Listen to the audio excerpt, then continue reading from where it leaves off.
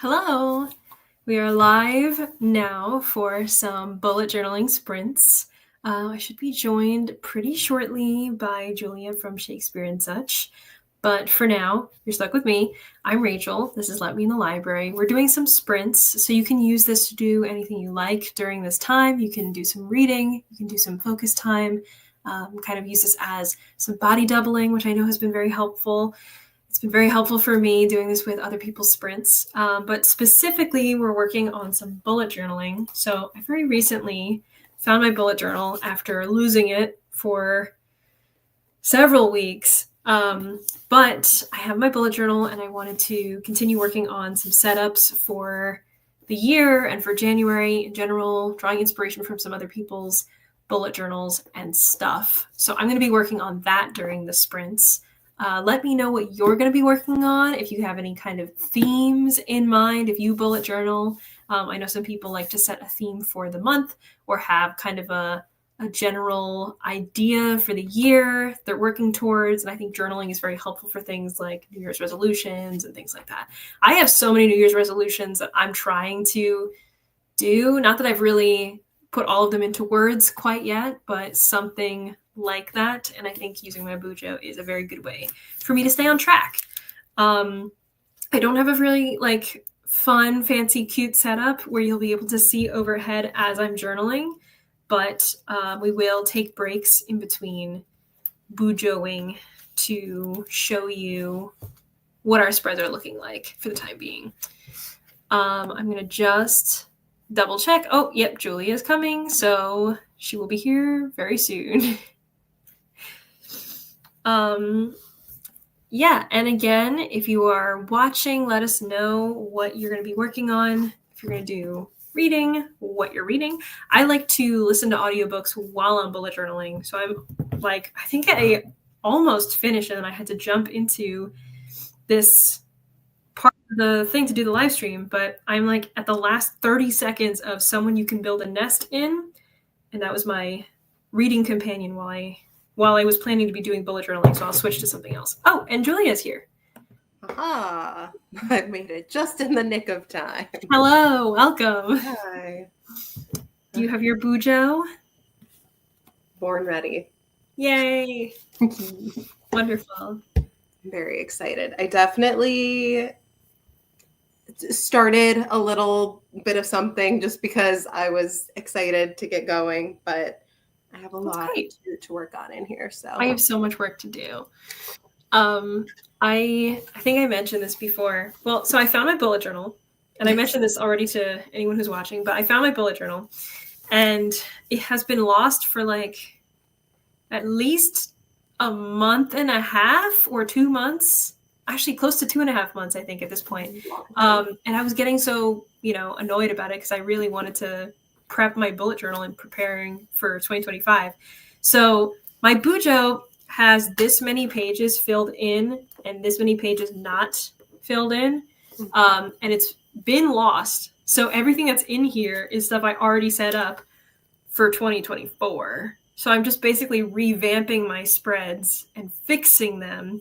Okay. So I still have some 2024 content. I think we did bujo babe sprints in the past where I was making this. Look familiar, yeah. So it's this. I was gonna put some stuff around it. Never did that. And then I have some things still that are a 2020. You can't really quite see this 2023 recap where you would be able to see favorite reads, some big life changes, or TV shows and movies that I enjoyed or something. And now I'm well, either I'm changing that 3 to a 4, or I'll just do the same thing on this side.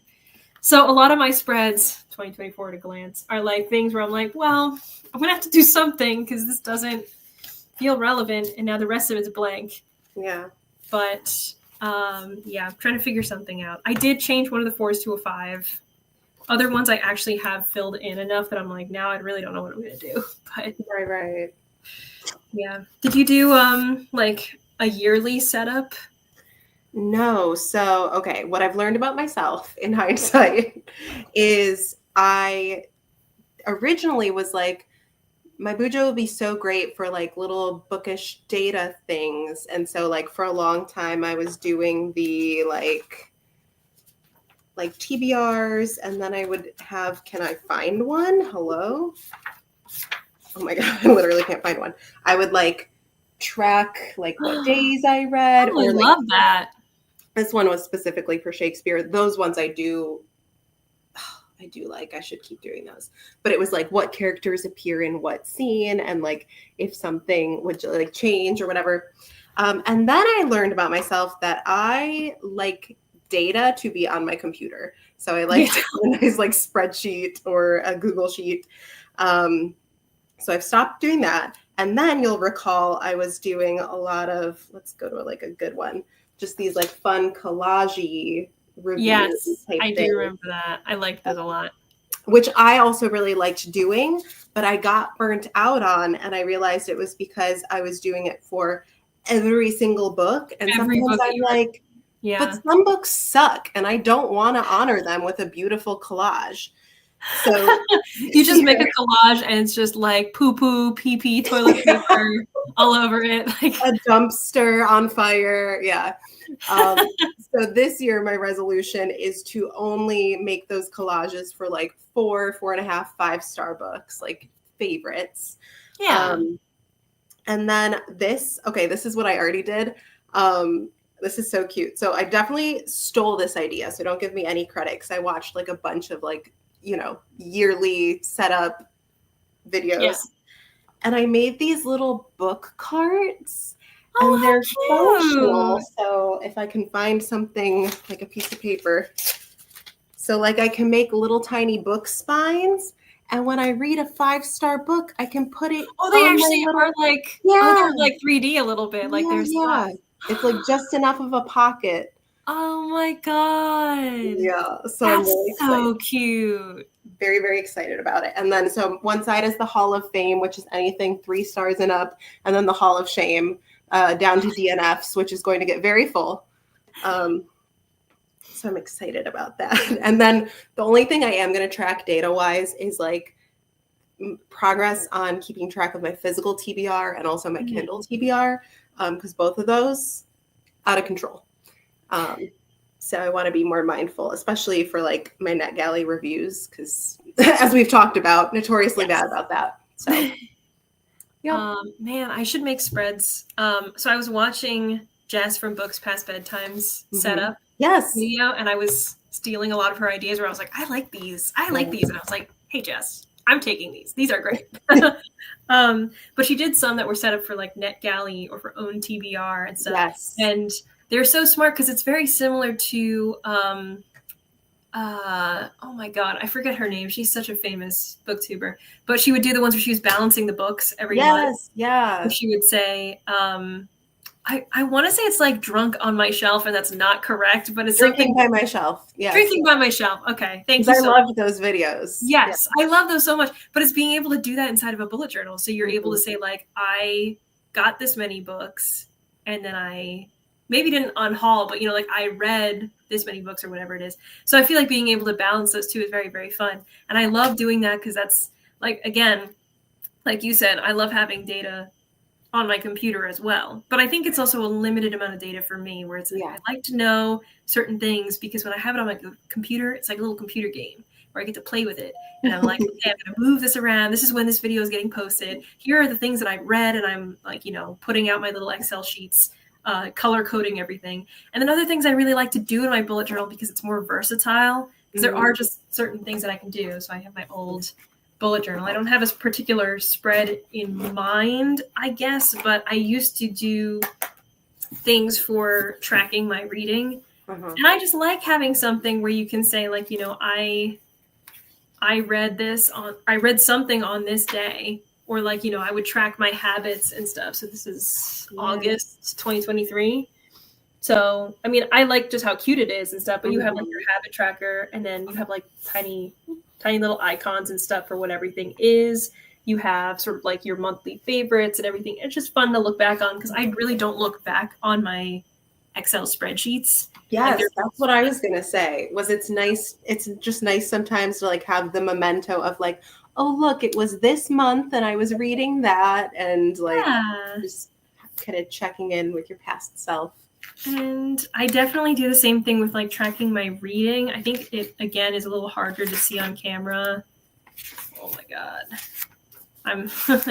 It's so funny when I scroll through some of these pages where I'm like, I was going through something on that month. Well, I was going something on that month for sure. Like just so much. Let me see. Some of these will be easier to see than others. And I've done like bullet journal spreads for these on YouTube before, but things like this is easier to see. So I'll put like, you know, the day that it is on the top, and then I will fill in all of my TBR, even though it's very unreasonable. And then whenever I read it, I put a dot, and whenever I finish the book, I will put a symbol of some kind, and usually I will match it up with something. So this was the month I was doing like the Badlands theme, so I made it kind of like these mountain triangles.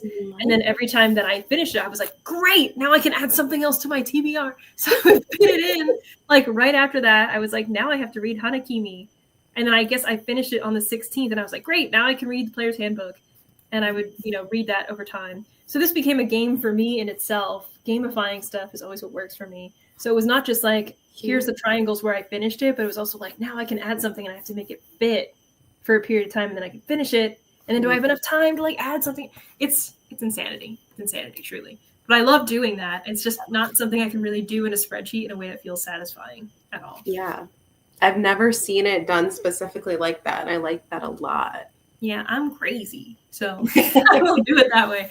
Yeah. Or I mean, just like doing a little bit of like collage work and stuff is always very fun. So I'm looking forward to doing that again, because it really feels like it's just been, I don't know, probably like a year since I really bullet journaled consistently, or kind of consistently. I mean, it's always an on and off kind of thing, but yeah. And I definitely want to do like book tracking and just life things, because I want to remember stuff that I do.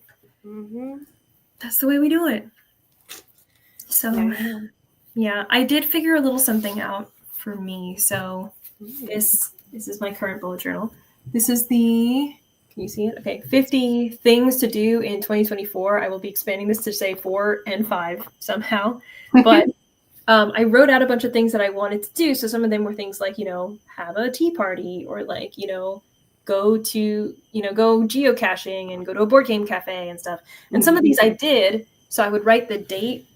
I'm trying to make it easier for you to see. So I would write the date in blue, or where the blue dot is. And I just recently put the blue dots in because I figured I can put blue for 2024, and then I will use a different color to denote 2025. So I don't need to put in /24, /25 and stuff over and over and over again, and figure something out. But I do also want to do book brackets and stuff.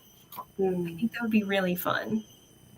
So I'll have to figure something out. I'm not sure. I don't know. Jess had a very good idea for the book brackets, because she put it on 2 pages, and that's so much smarter than me trying to do it on 1. Yeah. But yeah, figuring it out.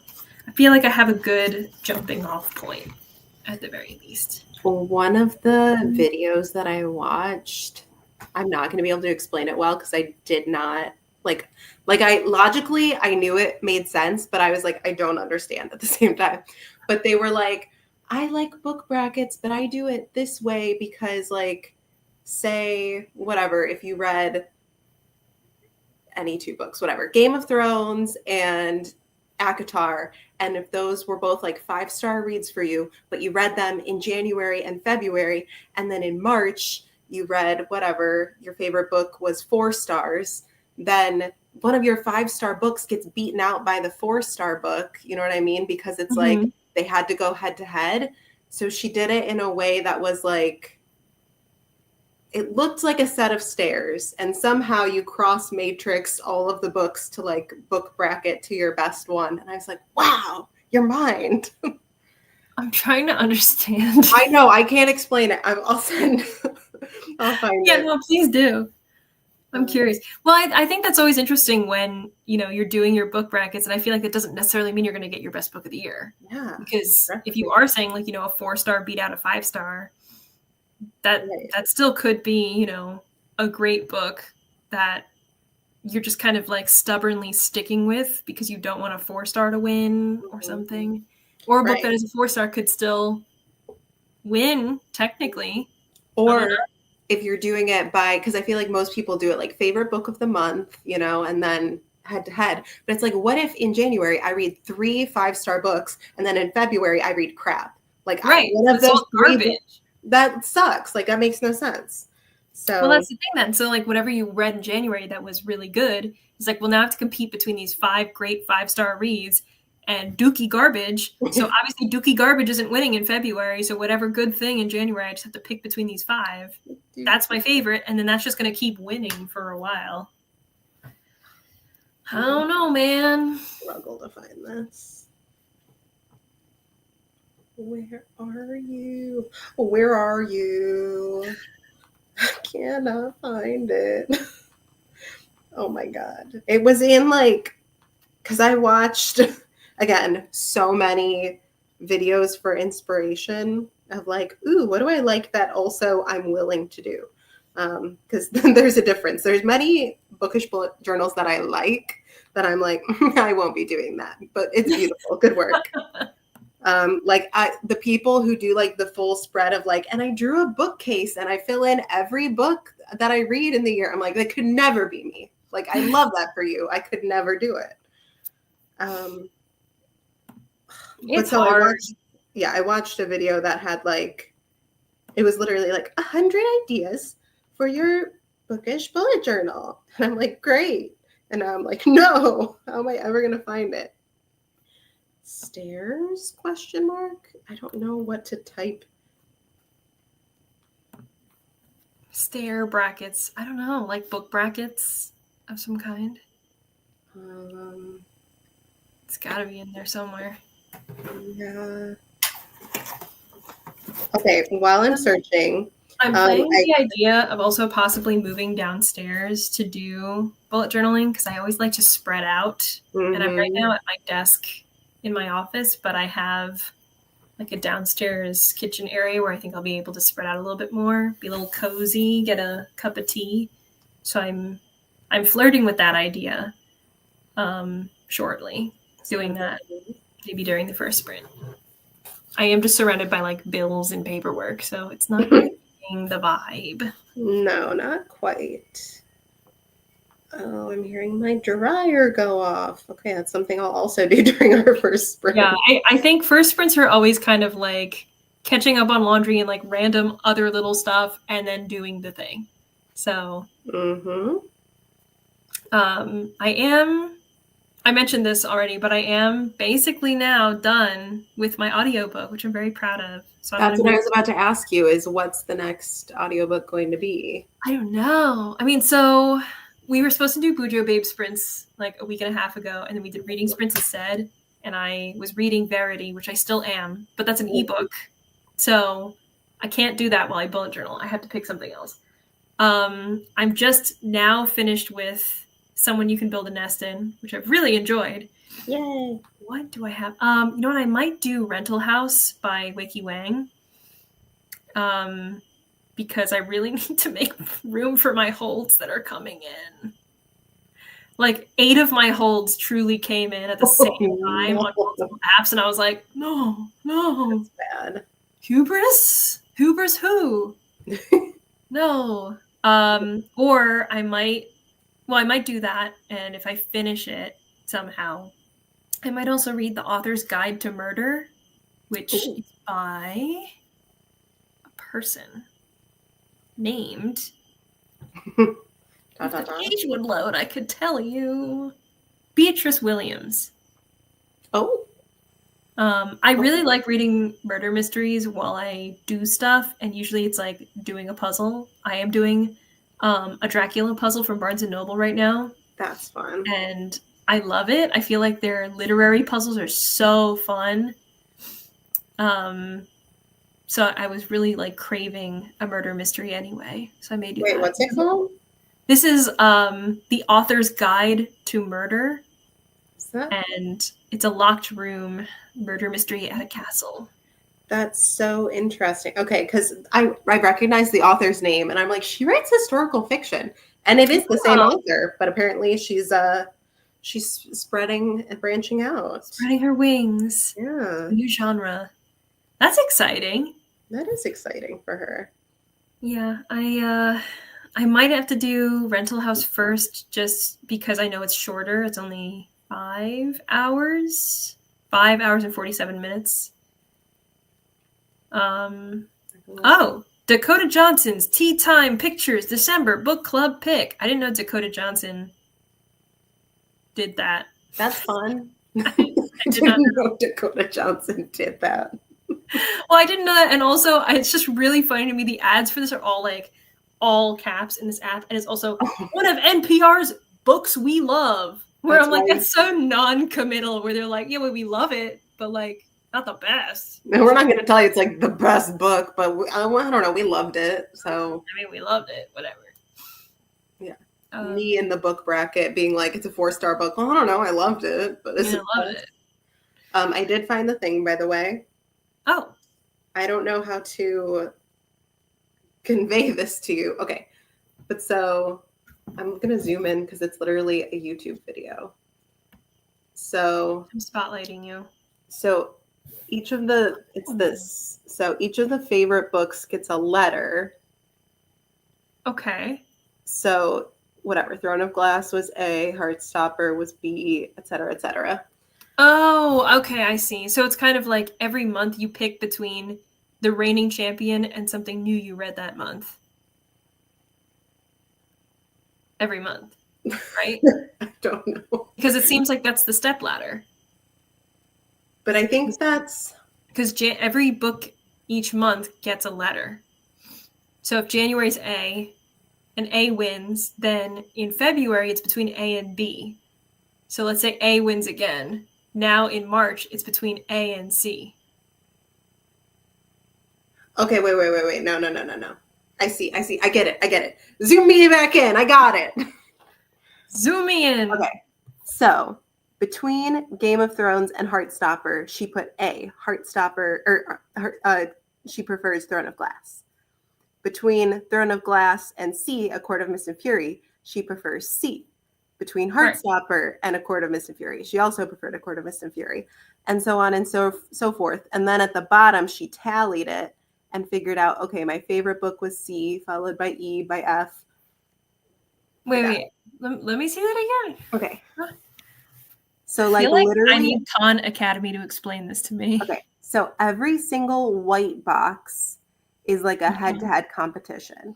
Right. So she liked Throne of Glass and she liked Heartstopper, but between A and B, she prefers A. Okay. Then going on, between Throne of Glass and A Court of Mist and Fury, this time she preferred C, A Court of Mist and Fury. So why are there 3 C's? Because then she also, well, that's just saying C is A Court of Mist and Fury. And then this one is C versus B. B versus C, C won out.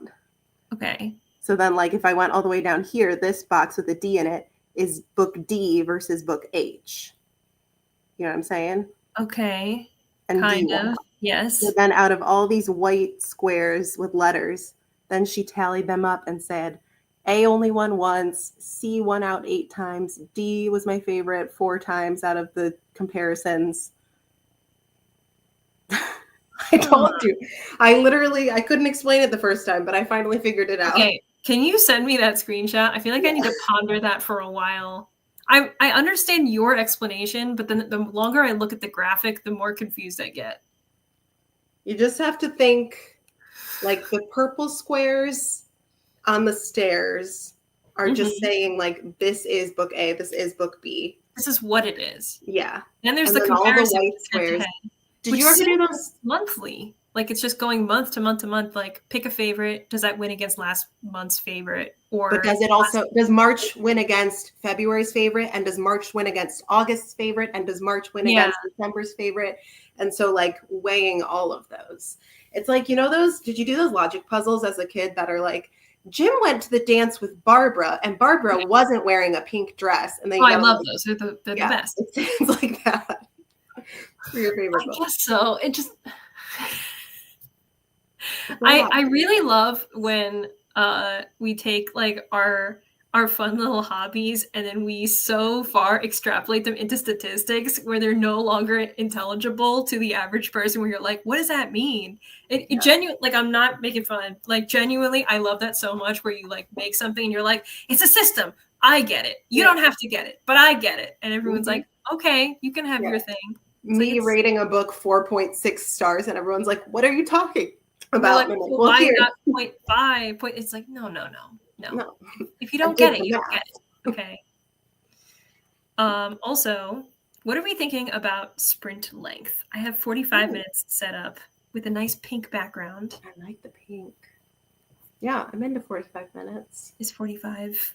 Okay. If 45 is a good length of time, that means that if we start now, we'll come back at around 3:40 Eastern time, which I think will be a good like check-in point. I like that. It'll give me enough time to move my laundry and also do some bullet journaling. Yes.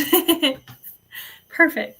And I may also move downstairs and do some bullet journaling as well. What a fun surprise. So if you're joining us, let us know what you're working on. Doesn't have to be bullet journaling, but if it is, let us know what like page you're working on, or style, or theme, or anything like that, or any kind of chores or reading or anything that you want to do.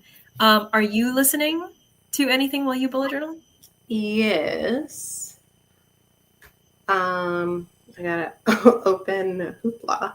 So I am listening to The Heroine with 1001 Faces, which is a nonfiction book. Because there's a book that maybe you know of it. I did not know of it, but it's called like The Hero with 1000 Faces or something to that Yeah. extent. And it's about like the archetype of like the hero character or whatever. Um, and so the author was like, funny how that applies to men, cis male characters. So then she is just, kind of looking at different female characters and being like, and in mythology, you see this, and then in whatever. And I don't know. It's okay so far. I think that's cool. It is, yeah. I mean, how far in am I?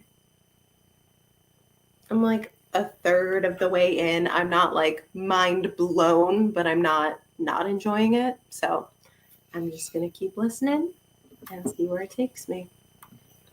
And I do own it physically, so I'm like, just read it. Just read it. It's very pretty. After I move my laundry, I'll bring it down and show you the book. Cool. It's pretty. Okay. Shall we? Yes. So I will do, I think I will be reading Rental House, which for all of the joking around, also, everybody on this list is like, this is a book for anyone who is breathing. Everybody should read this book. It's so good. It's sharp. It's insightful. It's heartbreaking. So I'm looking forward to it. Okay. And it's been like blurbed by a couple people whose works I like. So I'm excited for it. But yeah, so let's start with a 45-minute sprint, and we will come back afterwards and check in and see where we got. Cool, cool. Cool, cool. See you then. Bye.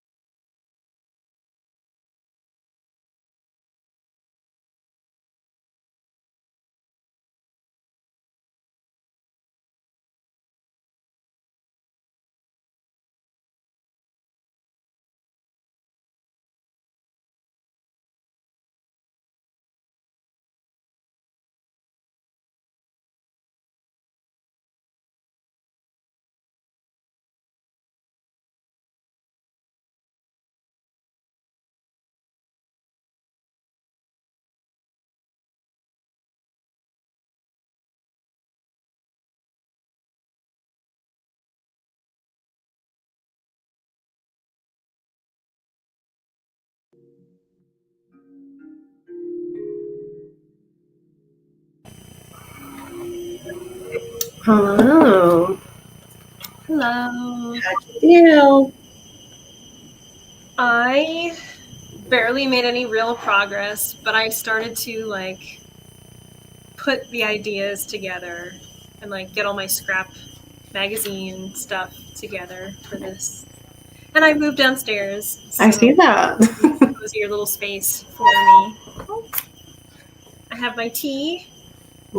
Oh, Having I some. love your mug. Thank you. I feel like I got this from Target or something, but it looks so different from a Target mug that Yeah. I'm questioning if that's actually true. But um, yeah, I'm having some Earl Grey with a little pistachio creamer and Mm. working on doing this because, uh, as I've mentioned, because I've set up so many of these pages already in the past, now it's hard for me to actually fit in stuff for like the Buzzwordathon that I Mm-hmm. decided I'm participating in this year. Yeah. So I'm trying to figure out how to just like put little fold outs in the middle of it so it'll open up and just be like, here's this page that I Smart. don't have room for. So that's my current challenge. How did it go for you? Not bad. That's good problem solving on your end. I got my little physical TBR page I'm done. gonna spotlight you because you do have something to show. So, um, Ooh. so it'll be like books that I read off my physical TBR, books that I unhauled, books that I bought, books that were gifted to me, books that I bought that I've already read, so they don't actually count against me, and then a column for the totals, and then like Nice. halfway through the grid for my ebook tracker. Oh. So that's that. And then I didn't tell you this when we were getting going because I knew I had to get those little things done first. But I'm also doing like a Taylor Swift eras reading challenge. Oh. So Margaret from the Word Nerd came up with the majority of the prompts. She had like a whole readathon and then a challenge and all this stuff. And I was like, well, I'm just going to expand it and try to do all of them eventually. And so I'm almost done with debut. I think I just have one prompt that I haven't done for that. But so for each era, I'm doing like a scrapbooky page Oh, how with fun. all of the songs and the books that I'm reading for each song. So, you know, it's something like Tim McGraw is like read an author's debut and, you know, like uh, whatever. I can't even think of what the other ones were. I'm Only Me When I'm With You is like read a book with a found family, you know, whatever. So I have Fearless. I bring these up because I did the stamps, literally just the titles I did. Ah, they look so cute. But I there's the really only like two I've them. done, so I'm going to be getting into those next. Speak now. Yeah, get my It's purple time. stickers out. Yeah, I was running around a little bit during the sprints trying to find everything. And I was like, where's my stuff? Because I know that I have some of these stickers that I have not used Mm-hmm. much in recent years, probably. Like, I just keep them in this box and don't touch them. But I know I have all kinds of fun stuff in here. I mean, these are all very, like, scrapbooky. Like, I think they're too bulky to actually use in a bullet journal or it'll just fall apart. But I have all these, like, little fun washi tapes and stuff like that in here. So it'll be a little, you know, a venture into whatever's in here. Oh, this is very cute. This is like a bunch of dog stickers in a dog. Oh. So I'm going to do that as well. All kinds of fun stuff in here. Yeah, I have also some like very cute translucent succulent. Oh, actually, wait! I just found them. Oh my god! I was looking for these. Tell So me. first of all, here's the other dogs because they're very cute. Oh. Here's a dog. Here's a dog. Oh, the whole pack. And then I was looking for these. So this is a bunch of succulents. Ooh, ooh. I can kind of see, yeah, despite the reflection. Here, I'll spotlight myself a bit so we can see better. So there we go. Oh, Succulent cute. plant stickers. And then I also have these, which are like little cozy hobby items I like around the those. house and stuff. So hopefully, at least the outside you can see there's like this journal and like a van and camping and stuff. They're cute. Very cute stickers, and I'm like, I guess I was saving these for forever, and now I found them, so I can use them because I definitely don't want to keep going on the trend of like I have to save it for a special moment, and then I never ever use my stuff. So Yeah, no, it doesn't make sense to do it like that. Do you want to hear a story about stickers since we're talking stickers? yes. So I went to Disney World over the holidays. And of course, when we were doing Epcot, I'm like, World Showcase, let's get shopping, like, show me all the cute stuff. When I was in the China gift shop, I found these beautiful stickers. So I had to get them. So I bought these, right? Oh, They're they're like so gold cute! foil. Wow, all the roses and Yeah, stuff. I love. So And there's like some pretty. moons and butterflies and some random stuff. I really like. There's one in here that looks very like Beauty and the Beast. It's like in the little thing. Anyways, Oh yeah. so I got those, brought them home, and I like opened them up because literally it says Apocalypse of the Rose, 3 pieces, and then every other piece of print on this packaging is in Chinese. It was from China. Story checks out. But I'm like, I'm pretty sure they're stickers. Like, it did not say stickers anywhere on here, but just, I'm like, these are stickers, right? And so I opened them up to admire them. They're so cute. I'm like, let me just kind of fiddle faddle with it. And I am like struggling to peel these stickers. And I know sometimes these plasticky ones are like harder than paper ones. And finally, I start like losing my mind. I'm like, it shouldn't be this hard. So I like pull out the Google app and I'm like, can we translate what's on here? Like, is there some wisdom to help me peel these stickers? And no, that didn't help. But eventually it led me to like a brand, not a brand, but like a video that was reviewing the stickers of the brand.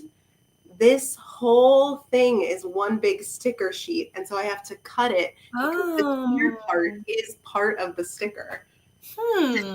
It took me so long to figure that out because I had never seen that before. I feel like you unlocked a memory because I feel like I experienced that, but I don't remember the context. I do feel like it was in school and there would be like big sticker sheets and you would cut stuff out or some kind of, maybe like Girl Scouts or something like that. But man, I don't know. That is kind of a bummer to have to do it, but yeah. But I mean, at least, you know, I can use them. They are stickers. Yeah, at least. I was like, what did I get? Maybe they're like something. Oh, thank you. I don't know which one. Spreads are so cute. I assume this is about the Taylor Swift ones where like they're all spread out, very fun. So yeah, I'm just stressed about having to do like all the Taylor's version ones because there's like 30 songs to fit on those 2 pages. Well, you know, like Fearless has so many songs, and the Tortured Poets Department, I wasn't going to split up the anthology, so I'm like, this is about to be a lot of text on these 2 pages. You can do not Dutch door, but like the opposite of that, where it like folds out like a peaky cover. That might be a good idea. Might have to do that. Yeah. Chrissy said, "Oh, it's like PET tape where you have to cut out the individual parts." See, I guess so. Yeah. I'm learning. We're learning. We're listening and we're learning. I'm trying to figure out for me, what do I do? Because I have this. So this is part of this must be some like travel magazine or something. So it has pretty pictures. They're cute. And I was like, I like these. So I'll make this. What I'm doing is I have my page that's for my 2025 goals.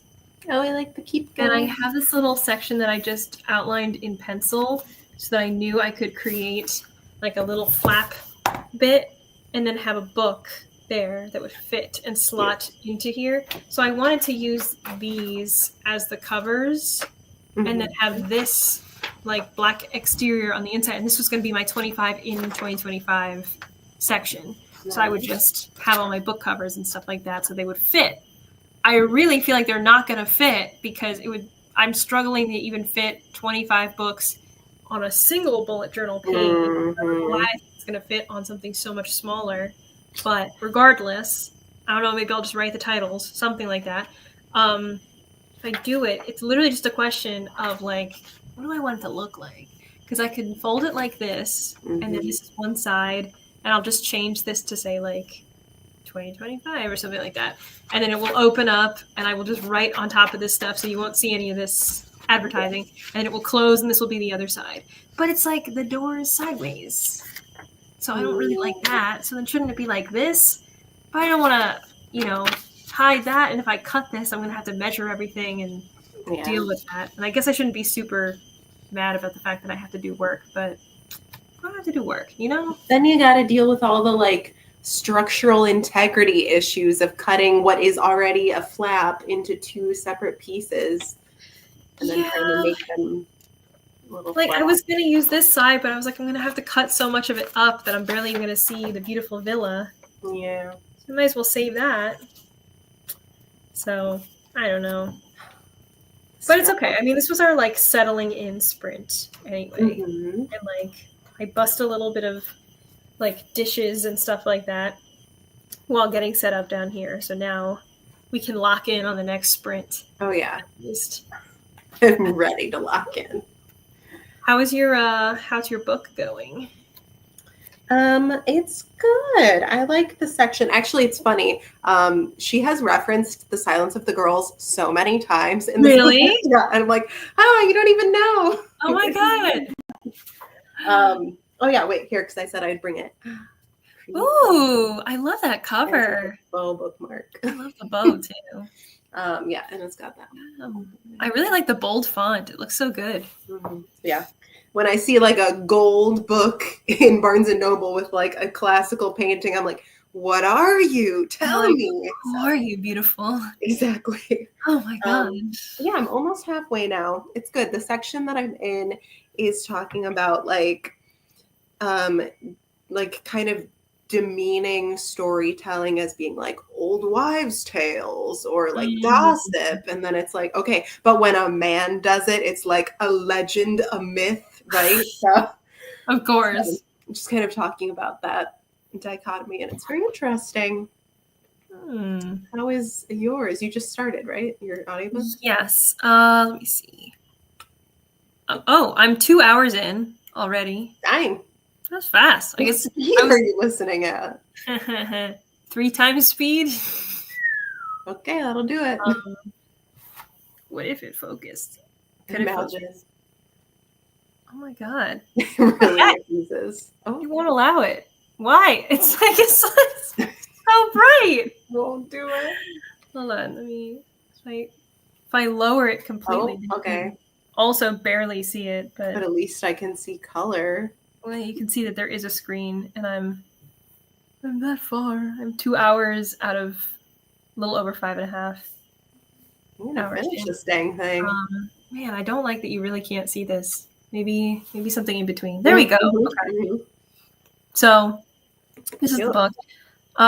Wei Wang's writes a lot of books that are similar to this one in the sense of it being usually like a woman with a Chinese, like very overbearing family and like very strict traditional background, marrying a white boy who is trying his best to like figure things out between the two of them, but a lot of the like tension and problems, and not necessarily only between the couples, but also like between the families and the differences there. So I feel like this one dives more into family, and other stories have dove into the relationship and like how there's so much dichotomy between different cultural backgrounds and how people understand each other. So a lot of the times it's that like, how do we just understand each other as people when people are like genuinely trying their best on like both ends of that, of like trying to be understood and also trying to understand, but struggling nonetheless and trying to like maintain the love at the same time for each other.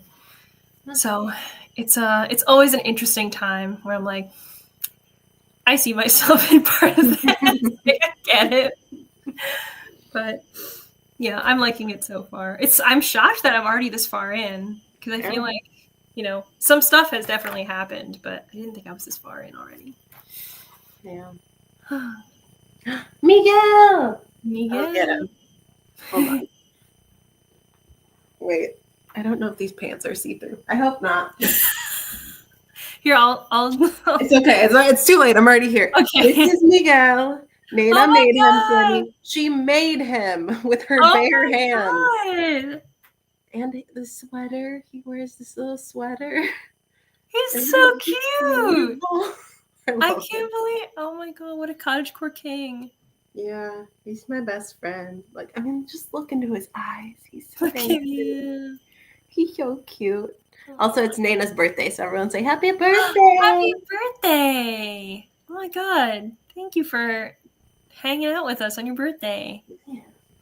Wow, I can't believe you spotted him up there. It's just like a dot. Just a blob in the distance. Yeah. She's like, I would know that mustard yellow sweater anywhere. I would know. 3 times speed. Yeah, I don't know. I'm surprised too. I thought I didn't put it too high, but I've been fluctuating in between different speeds lately with my different books. Oh, I zoomed in. She's like, I was on the hunt. Correct. With that. Mm-hmm.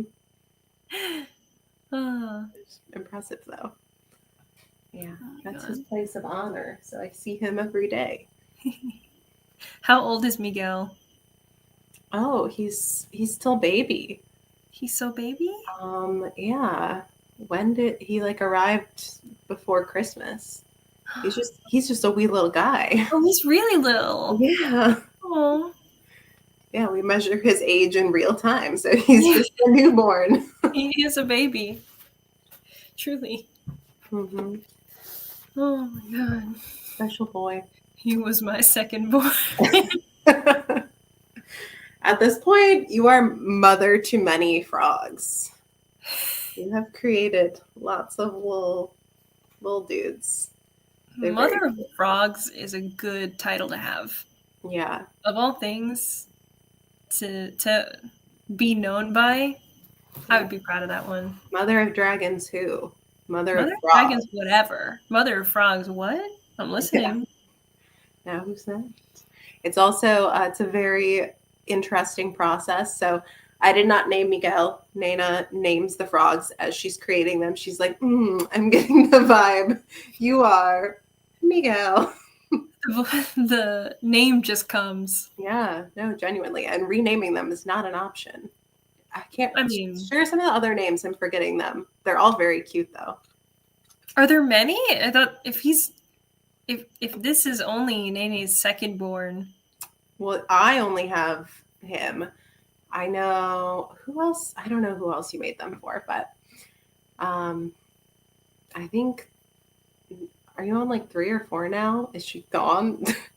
Answer us. I don't know. The answers we seek. So many things I want to know. Yeah. Hi, Bree. Hello. Hi. Miguelito's already an icon. Icon of your channel. You have a mascot. He's very cute. Very, very cute. Is he going to find a place in the bullet journal Hall of Fame? Will you draw a little Miguel or something? We'll get a little picture of him. So cute. He's just sitting on top hey. That'd be really, really cute. Oh, I love that idea. It would be adorable. Yeah. Oh, I totally blanked and did not ask anybody in the chat how everybody's sprint went. I just was like, Julia, it's all you. Show us the pages. If anybody has worked on any bullet journal stuff or other stuff, let us know. Mm-hmm. Yeah, I'm curious. We'll do more sprints soon, but just wondering. Nene says, I have Pascal. He's French and has a beret. Tobias is my one and only toad. Toadias, if you will. Disco. He's a tomato. Disco. Wait, I like that transition. Disco, he's a tomato frog. Toulouse is the Bridgestone queen. She has a gown. I mean, hello. Sally and Helicopter, I didn't name. What?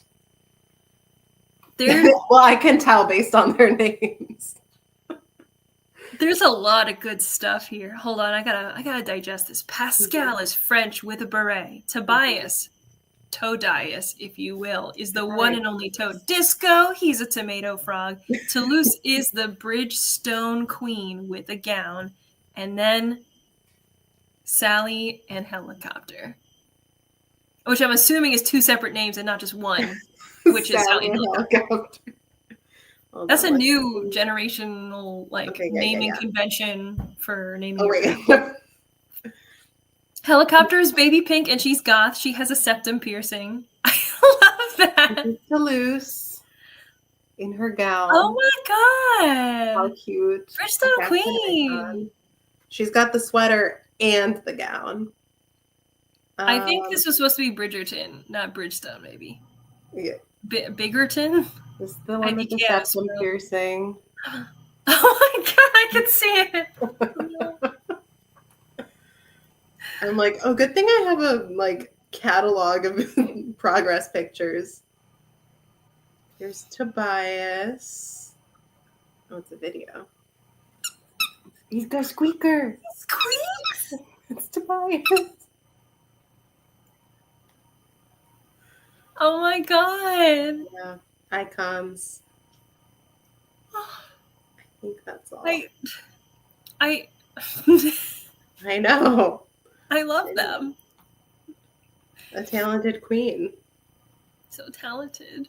And there's Miguel before he came home to me, sitting like an absolute model. Oh my god. One leg up. I can't. It really is one of those, everybody pose like we're on an album. Yeah. Yeah. Love them. I just love them. I learned how to knit 2 months ago. Can you believe?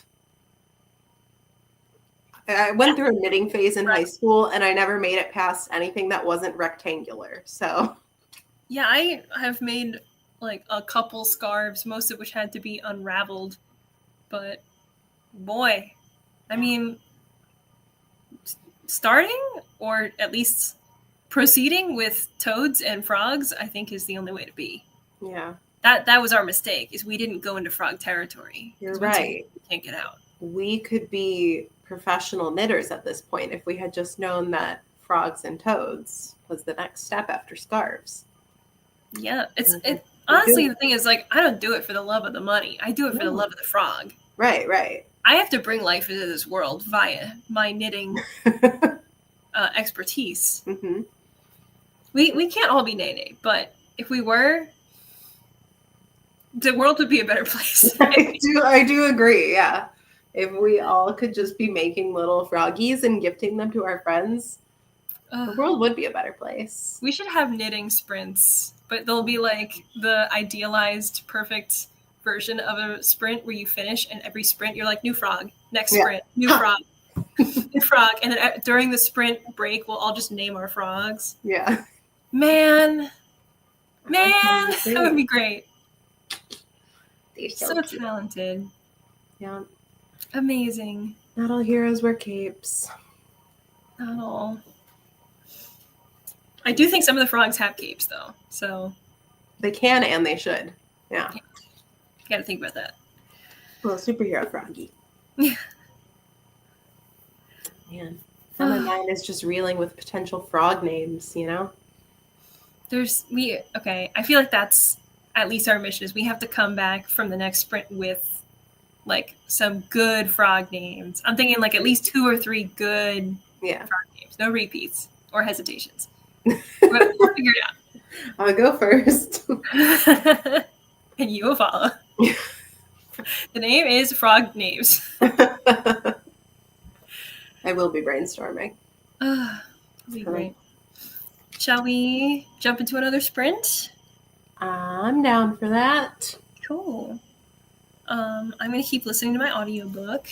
Hopefully I will get, pretty far in. My phone is dying, so I will plug it in at some point. But, I have to go to bed, but I'm going to need that list. Thank you. Yes, I will text you the list. I was going to say I will leave that to Julia. So I'm going to keep reading Rental House. You're going to keep reading A woman with 1,001 faces, or women with 1,001 The faces. heroine with Heroine. 1,001 faces. My bad. My Heroine. brain every time goes, I feel like a hero, and you are my heroine. You remember that song? I don't. Oh man! Sorry, the carbonation really got What me. a time to be like, no. Well, now I don't know what to say. I keep singing a song that you don't know, so there you have it. That's what I got out of that. So hopefully the others know more, know better. Perfect. I guess you didn't have as big of a pop punk phase as I did. I had actually no pop punk phase at Well, all. that explains it. It's honestly a moral failing of mine. I did not have a pop punk phase. I did have a cringy, embarrassing phase at the same time as everyone else's pop punk, but Oh. I just wasn't as cool. I wasn't as cool as everybody. Well, but it's weird because I was not cool externally, but my ears were so cool. They had great taste. Exactly. That's something to go off of. Yeah. Okay, so we will sprint for 45 minutes. We're journaling and listening to books, but if you're doing anything else or if you're working on your journal, let us know what you're up to, and we will see you in about 45 minutes. Thank you.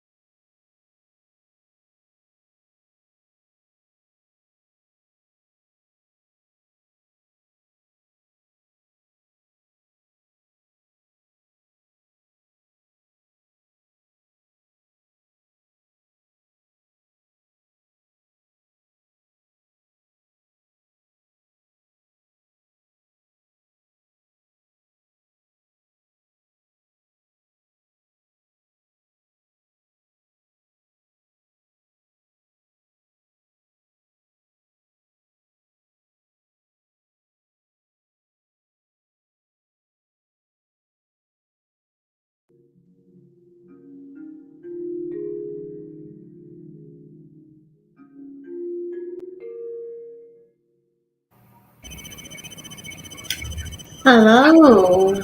Oh, how did we do? We did good. Hold on. Hmm.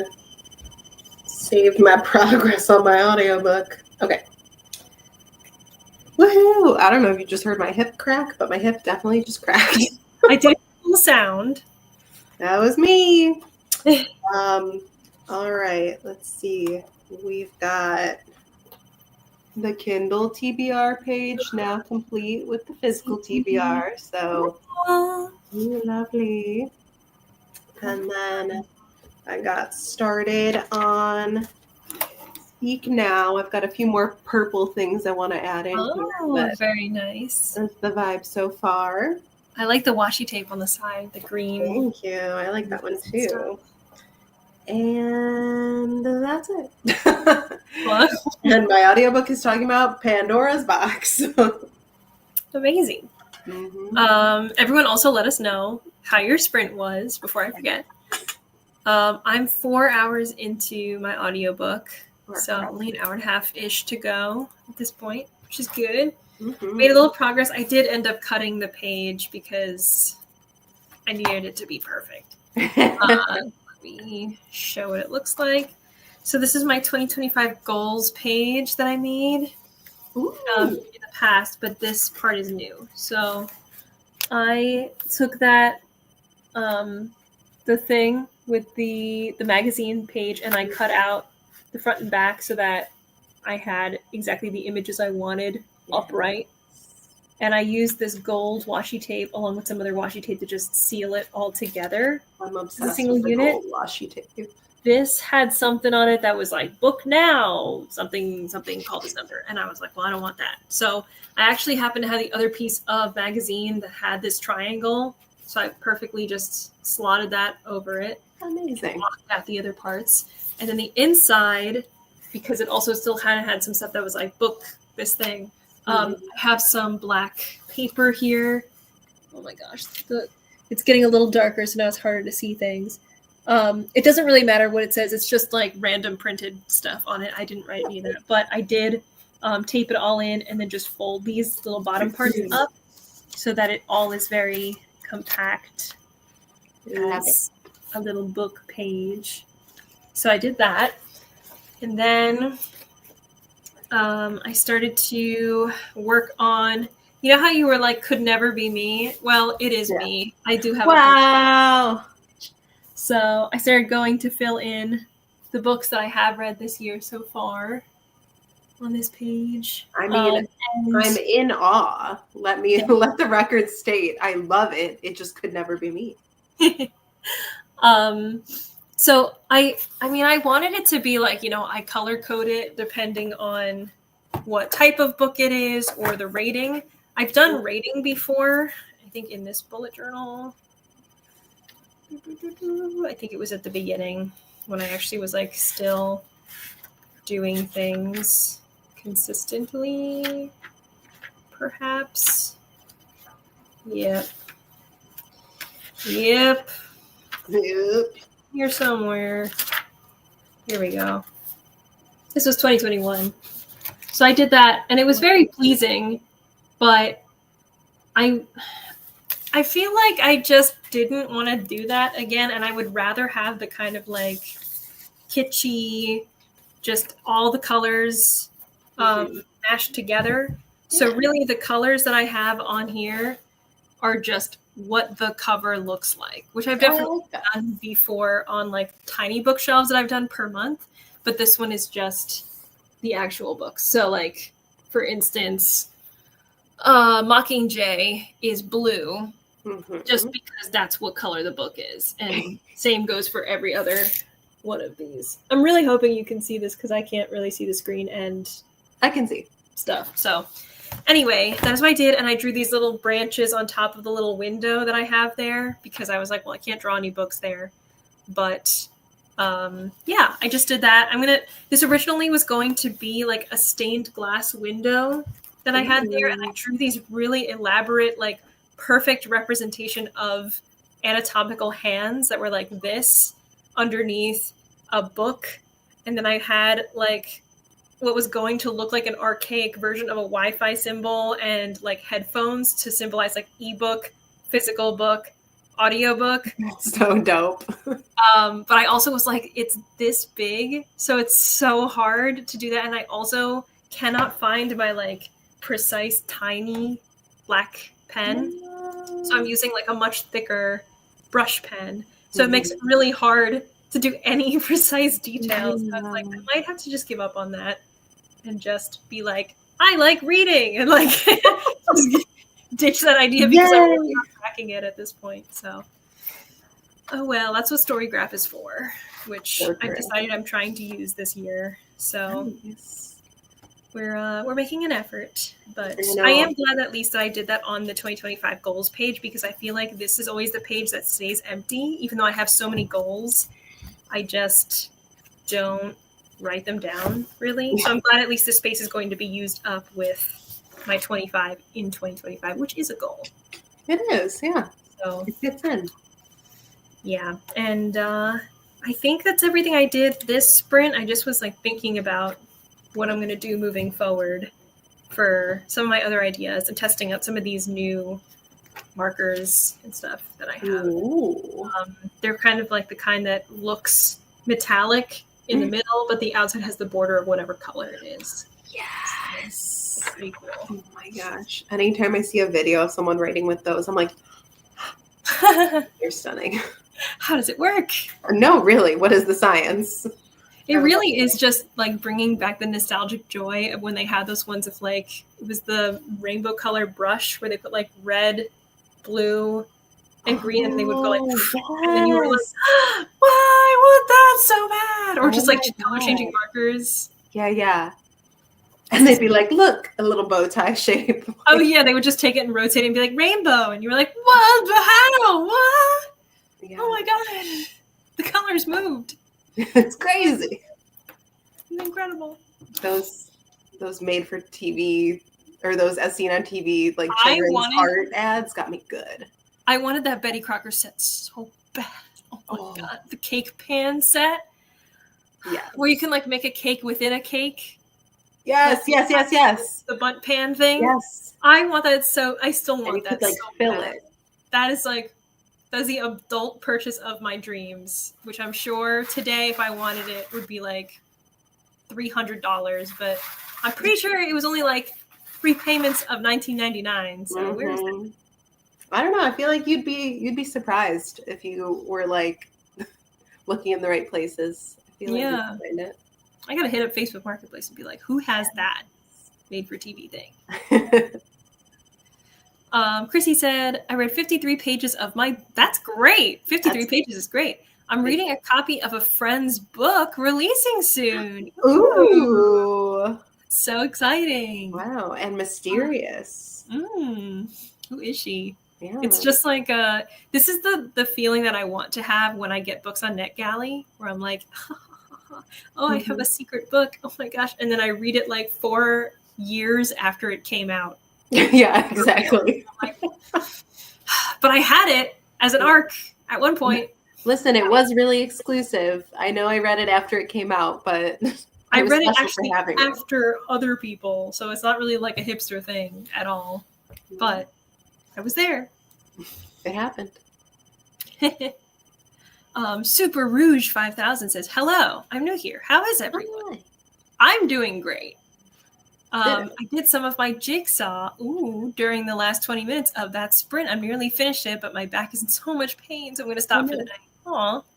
I feel like jigsaw puzzles, though, are truly like, I was going to say the gift that keeps on giving, but in a like cursed way, because I love puzzles so much. But honestly, it's like if I start a puzzle and we're really starting to get into like, I can kind of pick up a piece and be like, I'm pretty sure it goes there. The dopamine you get from putting a piece where it goes and being like, I got it. You're hooked instantly. Where like you can't do anything else. I will sit at a table and not move for 4 hours just working on a jigsaw puzzle.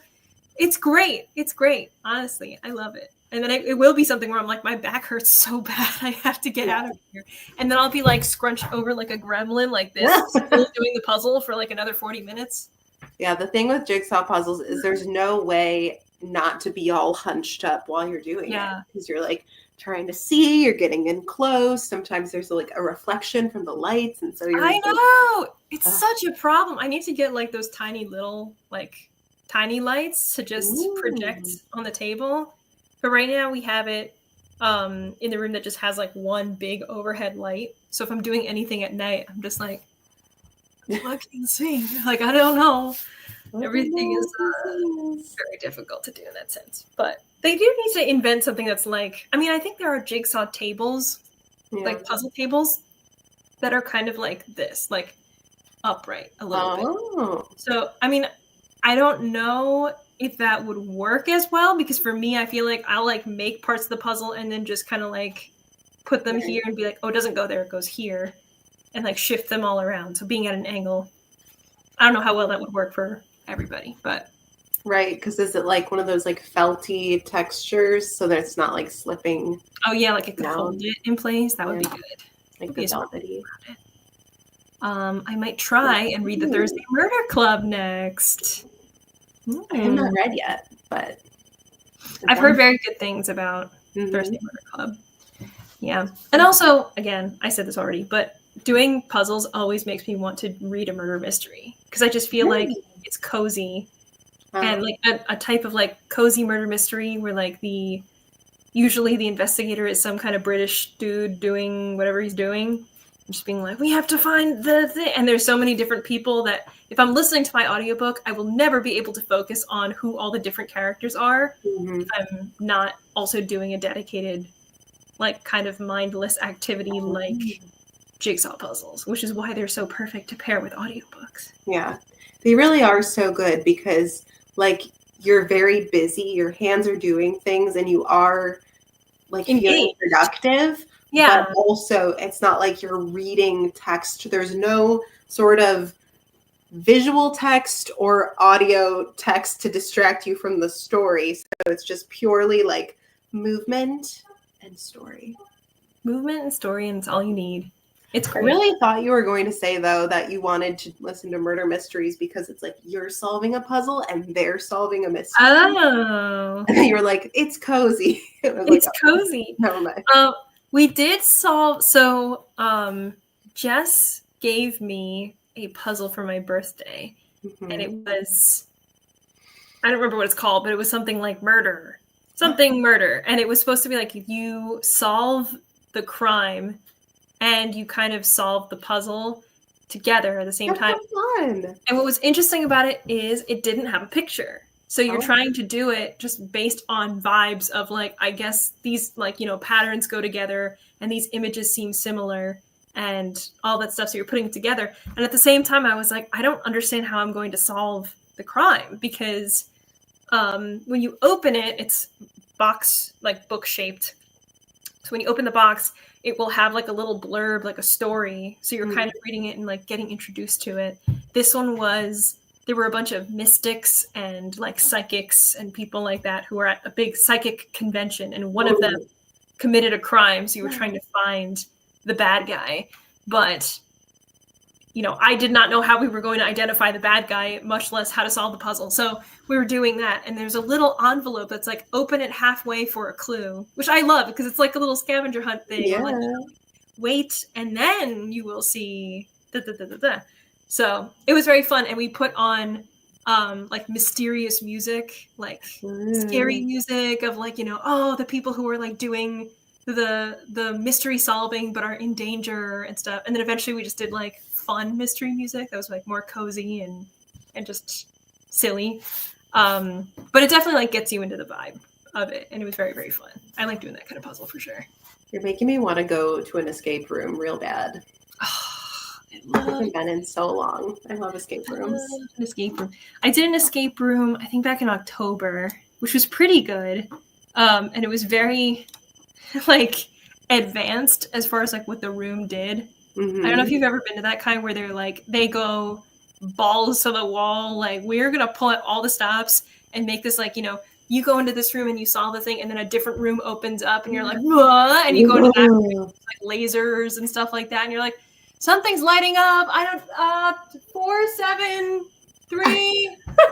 Okay, blue, orange, Okay, did you get the order? Okay, I'll write it down. Like, you're like Yeah. writing stuff and you're like memorizing things and being like, we can't use our phones, so we have to just use our brains to remember stuff.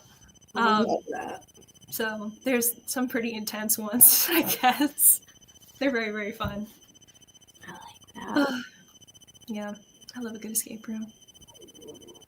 Super Rouge said, I know, I've been at this puzzle for 6 hours today. Oh my Yeah, god. that'll do it. That'll do it. That'll do. I had to use my phone's flashlight to see the jigsaw pieces clearly because they all look the same. I always get to that point too, like certain puzzles where it's just like they're literally like identical patterning on it. Like if you're doing like the sky and it's all just like blue, blue, blue, blue, blue, blue, blue, and all the shapes look the same.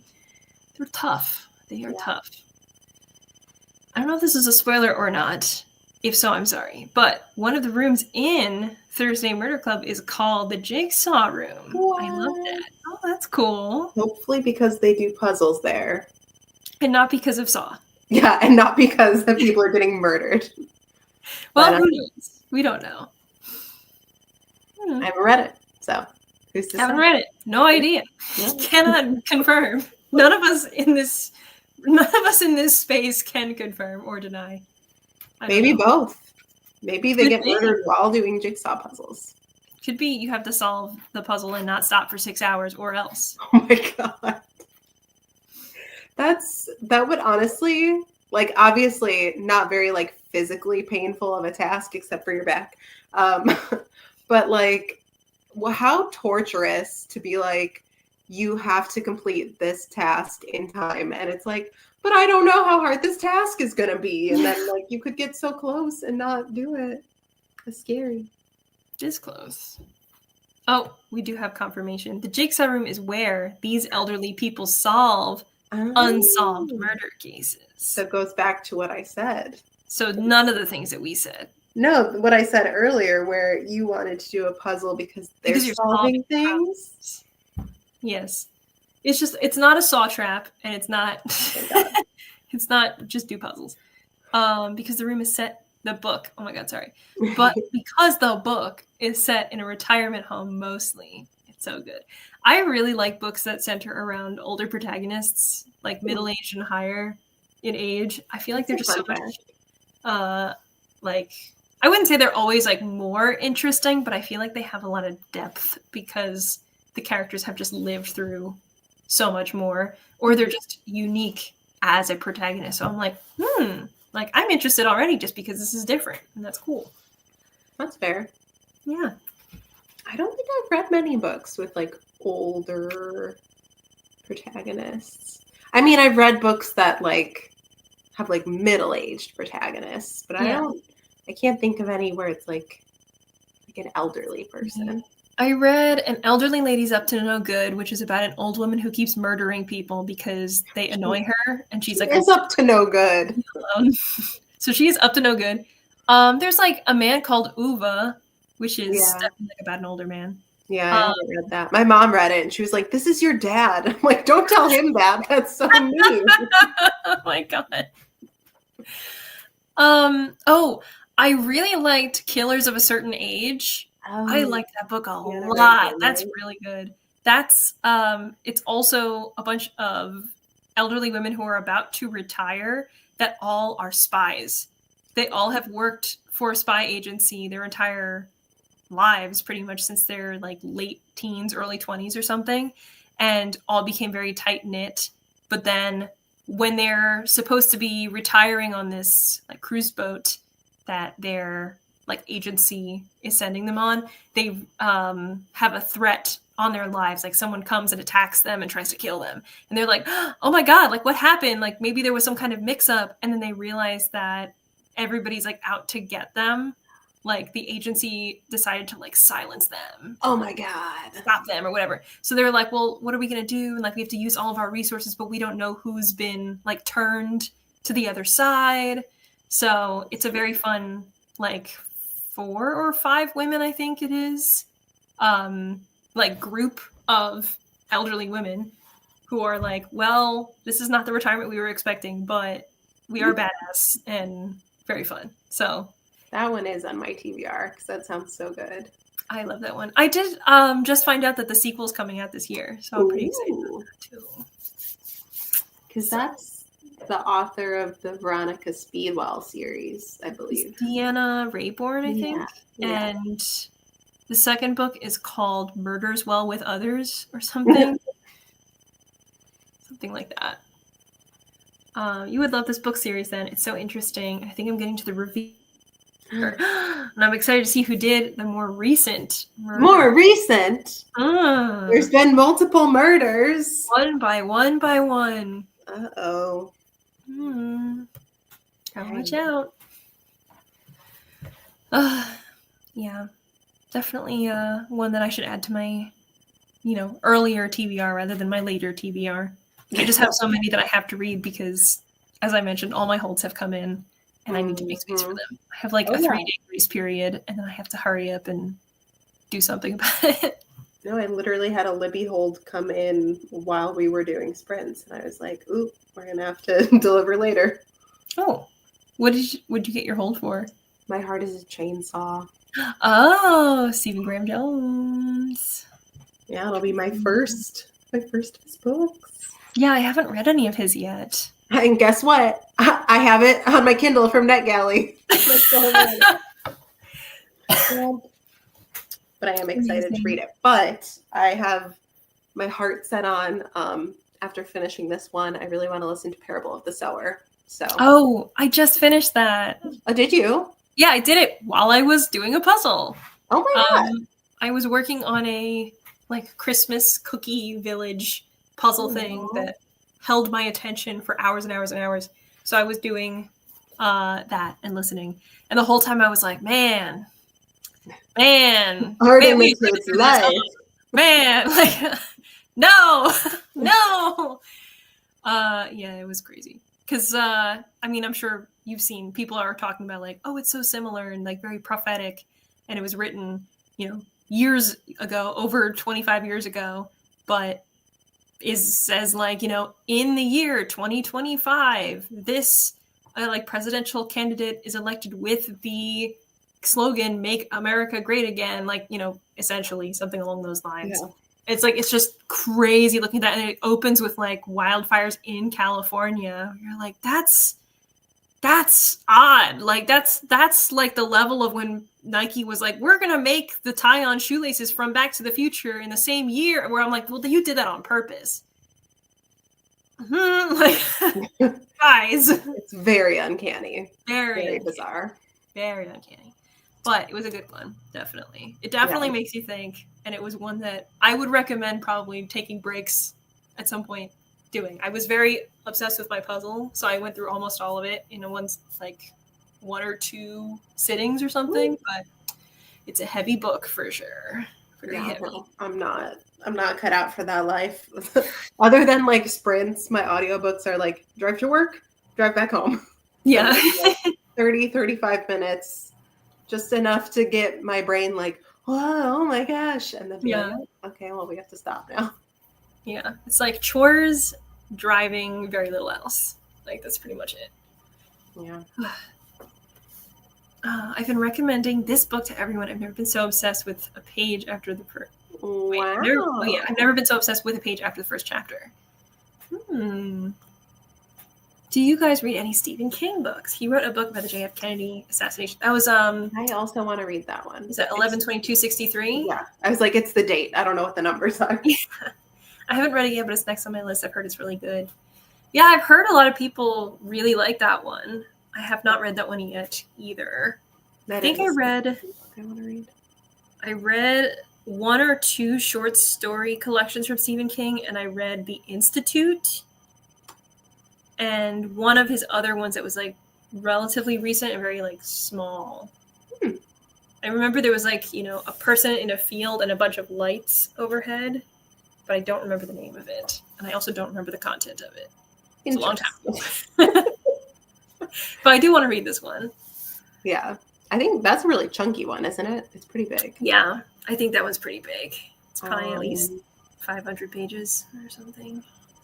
I've read Carrie, because I'm all about girl power. I Actually, I've read his nonfiction book on writing. I had to read in Oh, college, so I read that. I mean, I say that maybe he has more than one nonfiction. What do I know? But hmm. he has a nonfiction book about writing that I had to read.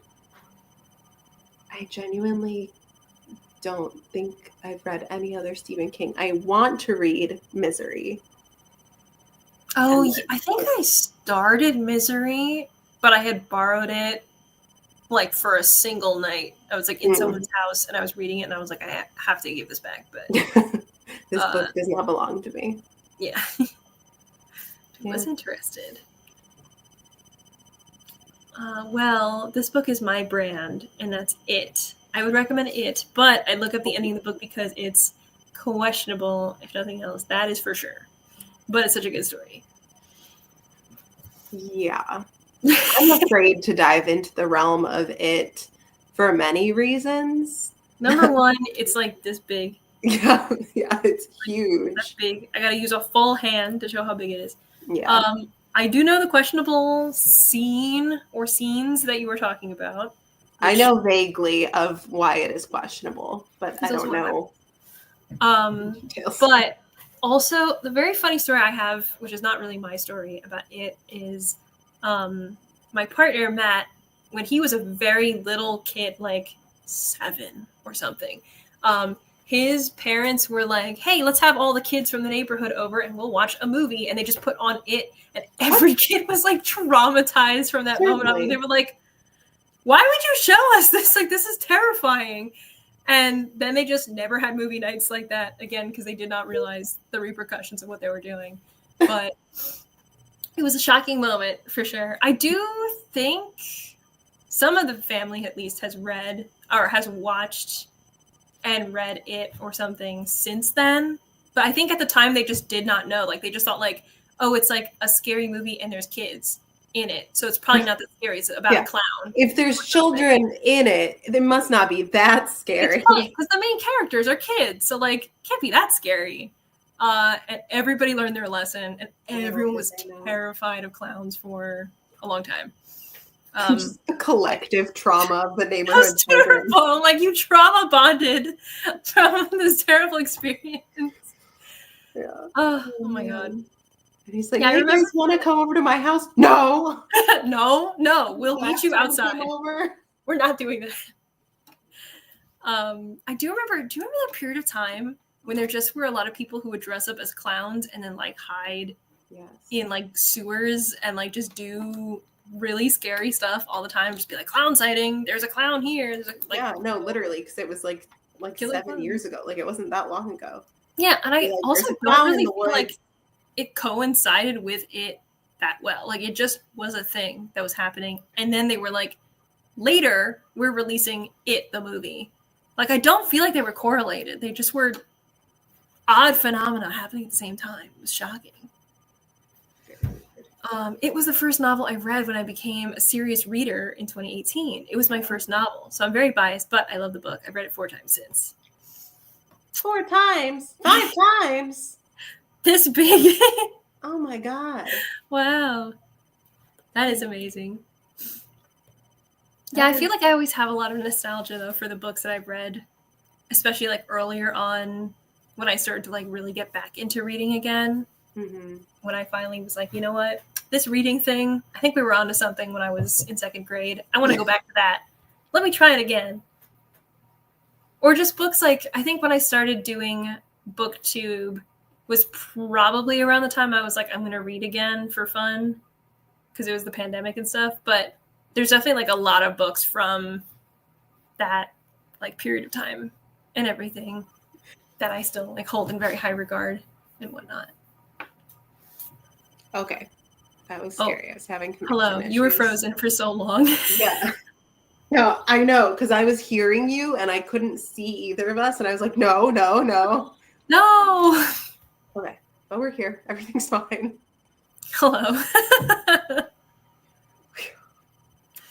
Yeah, no, I totally agree, though, because that's why every time you hear me singing the praises of Red Queen by Victoria Aveyard, it's because coming out of college, I was like, let's read this book. And I was like, this book is everything. I have reread it and I think it stands up. So, but again, I'm biased because I like Victoria Aveyard. I haven't read any of her books, but I like her vibe on Instagram. So I really want to read Red Queen. And I think they're not related, but like Realm Breaker and the other ones. Yeah, separate series, which I have not read yet, but also want to read. And she has her first adult book coming out maybe this year. Did you just say buddy read? Yes. Buddy read? Yeah. Sorry, I like went past me and I was like, I'm sorry, buddy read. Did I hear buddy read? What's the adult book that's coming out? I think it's called Tempest. It's piratey. Oh. Yeah. Well, I like that. Let's see if we can find it. Too many books. Yeah, Tempest. I will just do this comment. I don't know if you know about The Stand by Stephen King. This is his like magnum opus, I think, which is like the biggest one. That one's 1,000 pages. I know that one's huge. But I read that in 2020, and The Stand. That's a crazy time to read that. I mean, good for you, but that is a wild time to pick that book because it was about a pandemic and in 2020. So it was the most real thing I've ever read so far. So scary, but it's one of those things I don't think I could ever reread because it won't have the same effect as the first time because hopefully we'll never have another pandemic. Yeah, I feel like that's such a real time to really be like, we're getting into it with this book. I mean, very similar to Parable of the Sower. I was going to say, all of us with Parable right now, yeah. Yeah. Okay, I found it.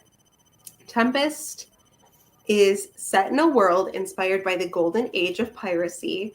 It follows a former noblewoman facing execution for treason unless she helps the ruling empire capture their most wanted enemy, the last great pirate captain, and the only man she has ever loved. Yeah,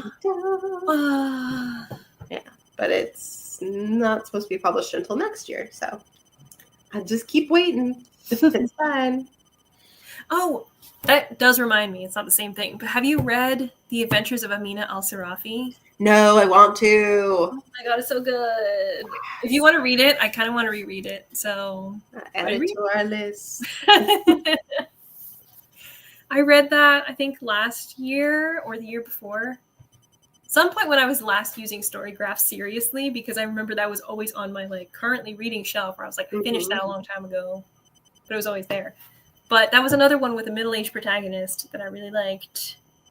And if you're liking the vibes of Tempest, I think you might like Amina. It is also a thickie, but I feel like it's worth it. Yeah. I can get into a chunky book if it's worth the pages, Yeah.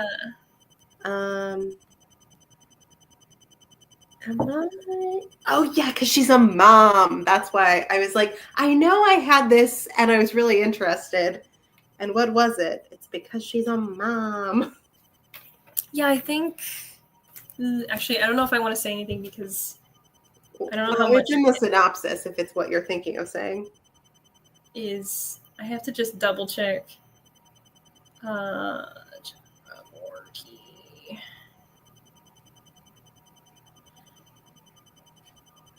Adventures of Amina al-Sirafi, please.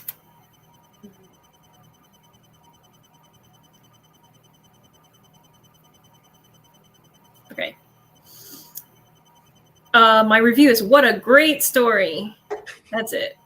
Good review. Fantastic. Let me see.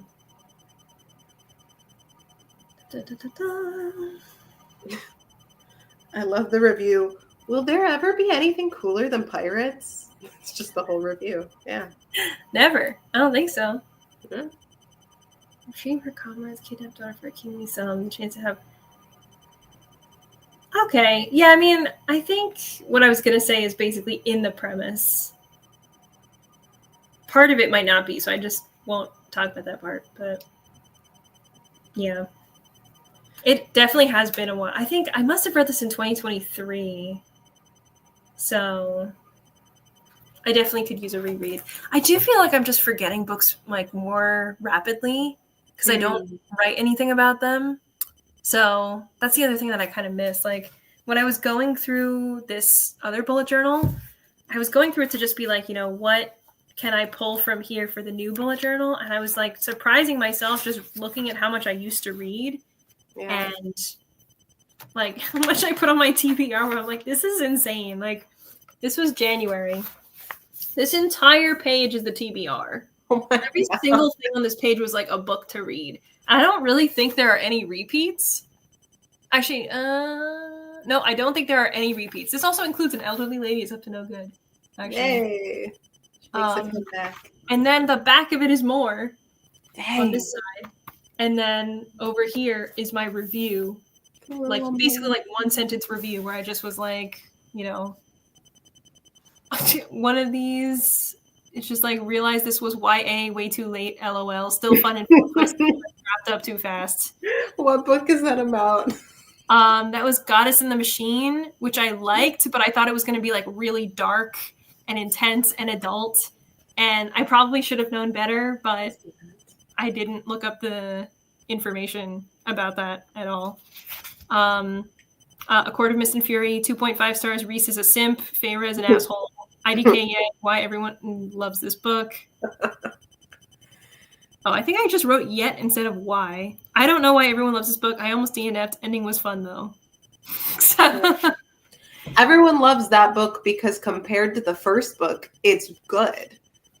I liked parts of the first book, but I also really liked it because I was just playing I was playing A Short Hike on my Switch. So I was just having like a really cozy time and like collecting my little feathers and talking to my little like villager people and stuff like that. And you just play as like a little penguin who's just trying to climb a mountain and have like a very cozy vacation. And I was reading that and it was like, oh, there's a trial and there's a special answer for whatever it is. And I was like, I don't know, I'm not going to think that hard about whatever this is. So I just was like doing my game. And by the end, when they were like, here is the answer, I was like, oh, I guess that's pretty good. And everybody else was like, it was so obvious from the first page. And I was like, well, I couldn't read it because I was not reading. I was hiking, okay? I was enjoying this story, brain off.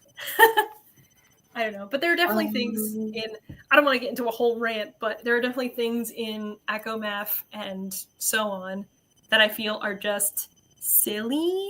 Yeah. So to me, trying to like grapple with things that they want you to be serious about in the world where like there's a war and people are trying to do this thing, and at the same time being like they're about to be sexy, and so he takes paint and draws an arrow going down on her belly to be like, that's where I'm going. I'm like, okay, like goofy ass behavior. Like I don't understand how I'm supposed to take this seriously.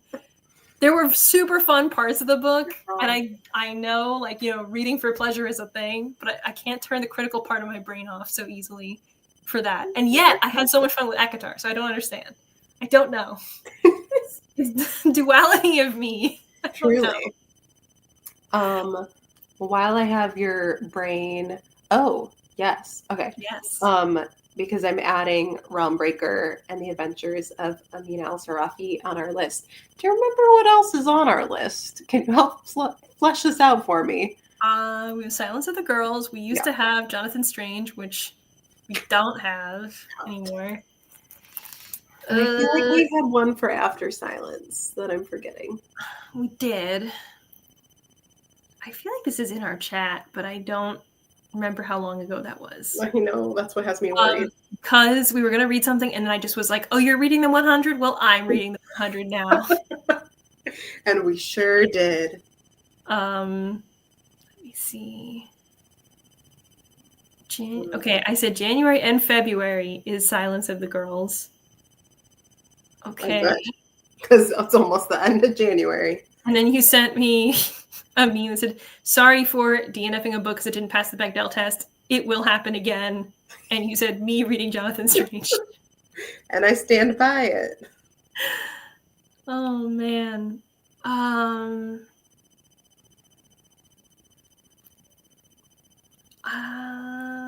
Which... There was some other... Oh! Because you said this was by the same author that did Piranesi. Yeah. I forgot. I don't understand. I don't understand. I don't understand. I don't remember what I was talking about with the bananas knowledge.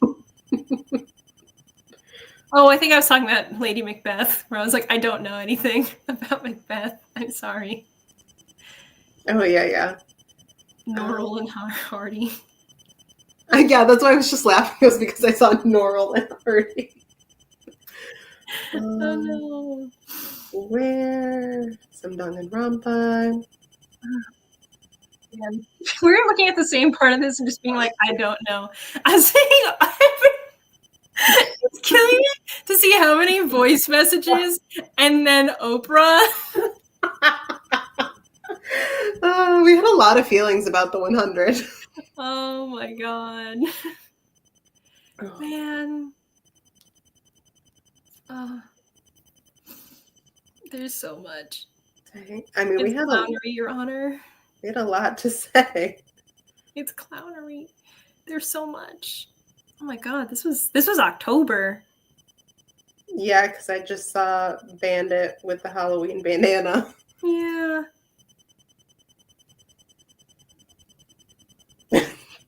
All caps. She's pregnant. Oh my god. Oh my god. Me being like Shadow of the Wind is good, and you being like, we'll see. No. Okay, well, if we made it back to Shadow of the Wind, I feel like we're truly... We both got so distracted. Neither of us is talking about, do you guys read manga? Sometimes, yes. Yes. I am a big manga reader, or at least I always was. I want to get back to reading manga again. Honestly, it's mostly just like rereading a lot of the manga that I have.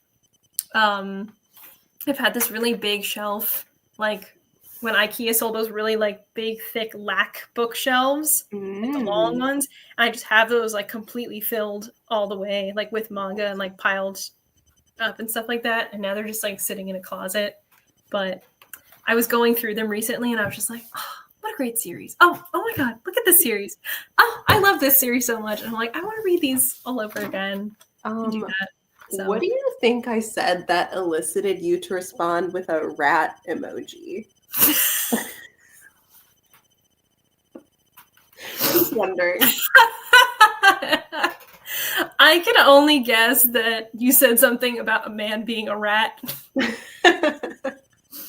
Yeah. Well, it is in the time of reading Shadow of the Wind, so you're not inaccurate. Oh, it was dog sitting. Wait, I finally got to our list. Okay. Oh my god. You said, I will compile a list of options. And you said, both want to read, in parentheses, that you own, S, The Wolf of Oren Yarrow, which I'm looking at right now, Sword of Kaigen, which is on my 25 and 25 list, Jonathan Stranger, Mr. Norrell, Handmaid's Tale, which is also on my 25. You own, and I would gladly reread, you said about me, is Silence of the Girls, Pretties / the other ugly. Okay, you put ugliest books, but it's ugly. The other uglies. And then you said miscellaneous both want to read is Thirst, I think by Rachel Harrison. A Sweet Sting of Salt, Fairyland series. You've read book 1. Role playing Lady Macbeth. Oops, I forgot that I read that. And together. And Perilous Times. Perilous Times. And yeah, I think I responded and I was like, yes to everything. Also, I feel like only you could be my guiding light through Jonathan Strange because I've heard really bad reviews of it that made me so wary of it. Crying face. And dang, weren't you right. But somehow it feels like a book so quintessential to your vibe that I may grow to love it. Maybe not. I don't know. It wasn't my vibe at all. Speaking of my vibe, yes. So I do occasionally read some manga. It's not very often. My tastes are very girly. So I think the most recent manga that I read was The Rose of Versailles, which is excellent until it becomes terrible. but I still Oh, like it. It's not terrible. There's one character who there's just like such choices were made. I don't know why they did that with that character where the personality was just so different. And I was like, oh, I hate you now. You were one of my favorite characters and I hate you now. no, Yeah, I hate that. that was very unfortunate. But the anime is also excellent. So I like that. And my favorite manga series is Yotsuba, which is just like a little girl. Yeah. Oh, She's Yotsuba! I so love cute. her. Oh Love my those. god. Love You those can't books. see me kicking and swinging my feet, but I am. Oh my god. I Yeah. love her. She's so Yeah. fun. And I did actually start watching My Hero Academia, which is I so love mainstream. her. So mainstream of me. Good. Well done.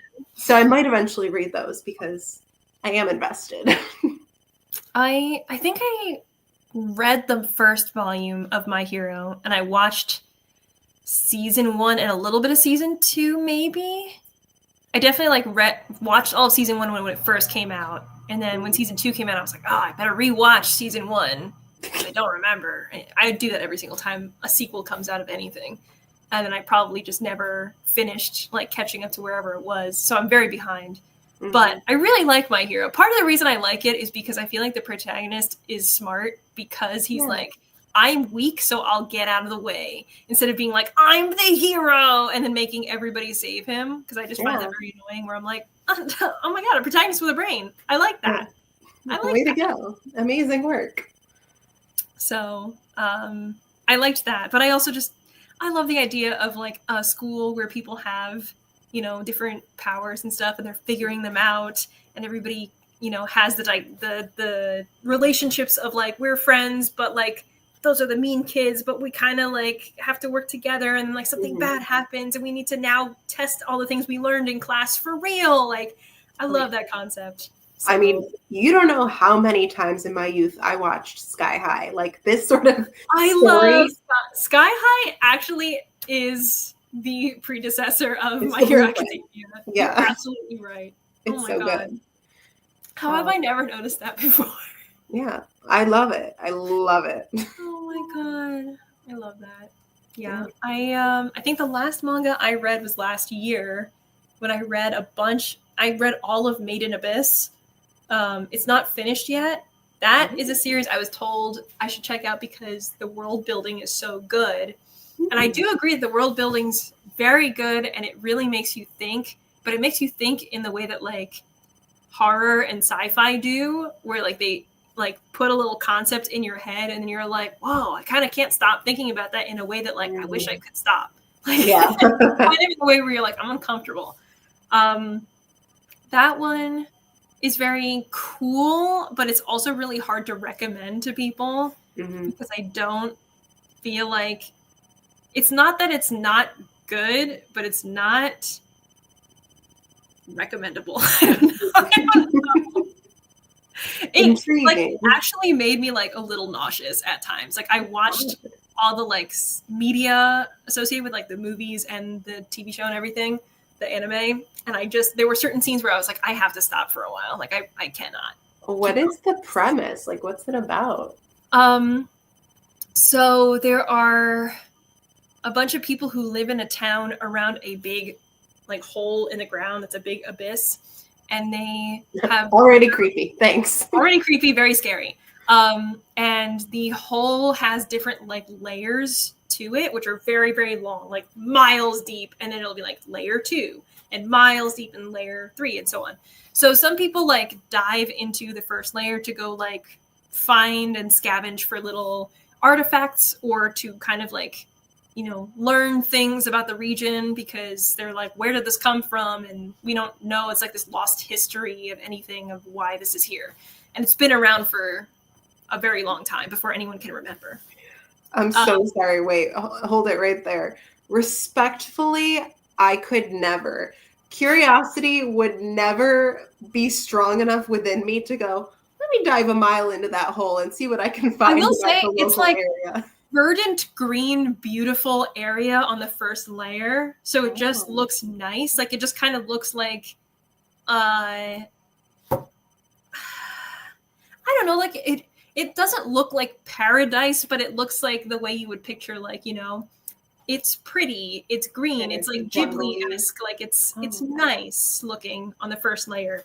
Um, that's how they get you. that's how they get you. There's still like monsters and stuff there, so like you can't stay there too long unless you can fight good because they'll try to kill you Oh and stuff. God. Um, but there's these kids who live in a little like orphanage place area, and part of their like schooling is that they have to go like dive into the first layer of the abyss to just like find artifacts and stuff. So they do this. But what the main character, her mother was a like diver. I forget what they call them or whatever, but there are people who like actually descend into the abyss on purpose and go like multiple layers deep. But the thing that makes it extremely creepy is if you like, if you're in the hole above ground and then you go in the hole to the first layer, you can just come out and like that's fine. But if you, as soon as you go from the first layer to the second, you can't ascend to the first without like suffering some kind of damage or something. So like each layer has like a worse and worse and worse result of like trying to go up to the point of like once you go past the fourth layer, if you try to go back up, your body just like melts. Like you still have your consciousness, but you become like a blob creature. Like you no longer have the human form.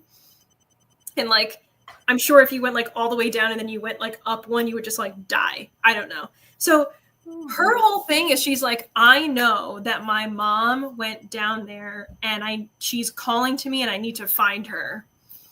So her whole thing is like her, and there's like a robot boy that she meets that can like Robot help boy. her and has like weapons and stuff in his body. He's like a very tiny little mecha boy. He just looks like a boy. Cute.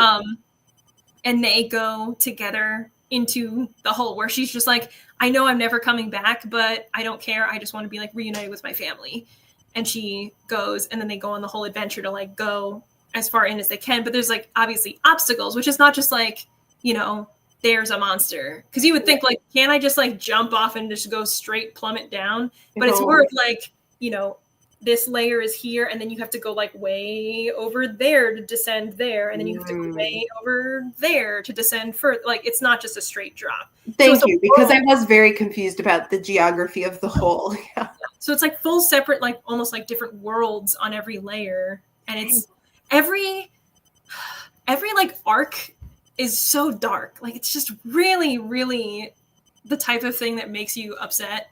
And also because like the main characters are children too, so I'm just like I feel worse about everything that happens to them. So what is this called? This is called Made in Abyss. It is a rough time. So again, I cannot say that I recommend it. If you read it, it's not my fault, but I did read it. I mean, you have piqued my curiosity. I hate to say. Yeah, I mean that's I'm scared. how I do, and then I read it, and I don't necessarily regret it, but I feel a feeling that's like regret. So I don't know. I don't know how I would describe it necessarily. Also, hi, Catherine. Hi.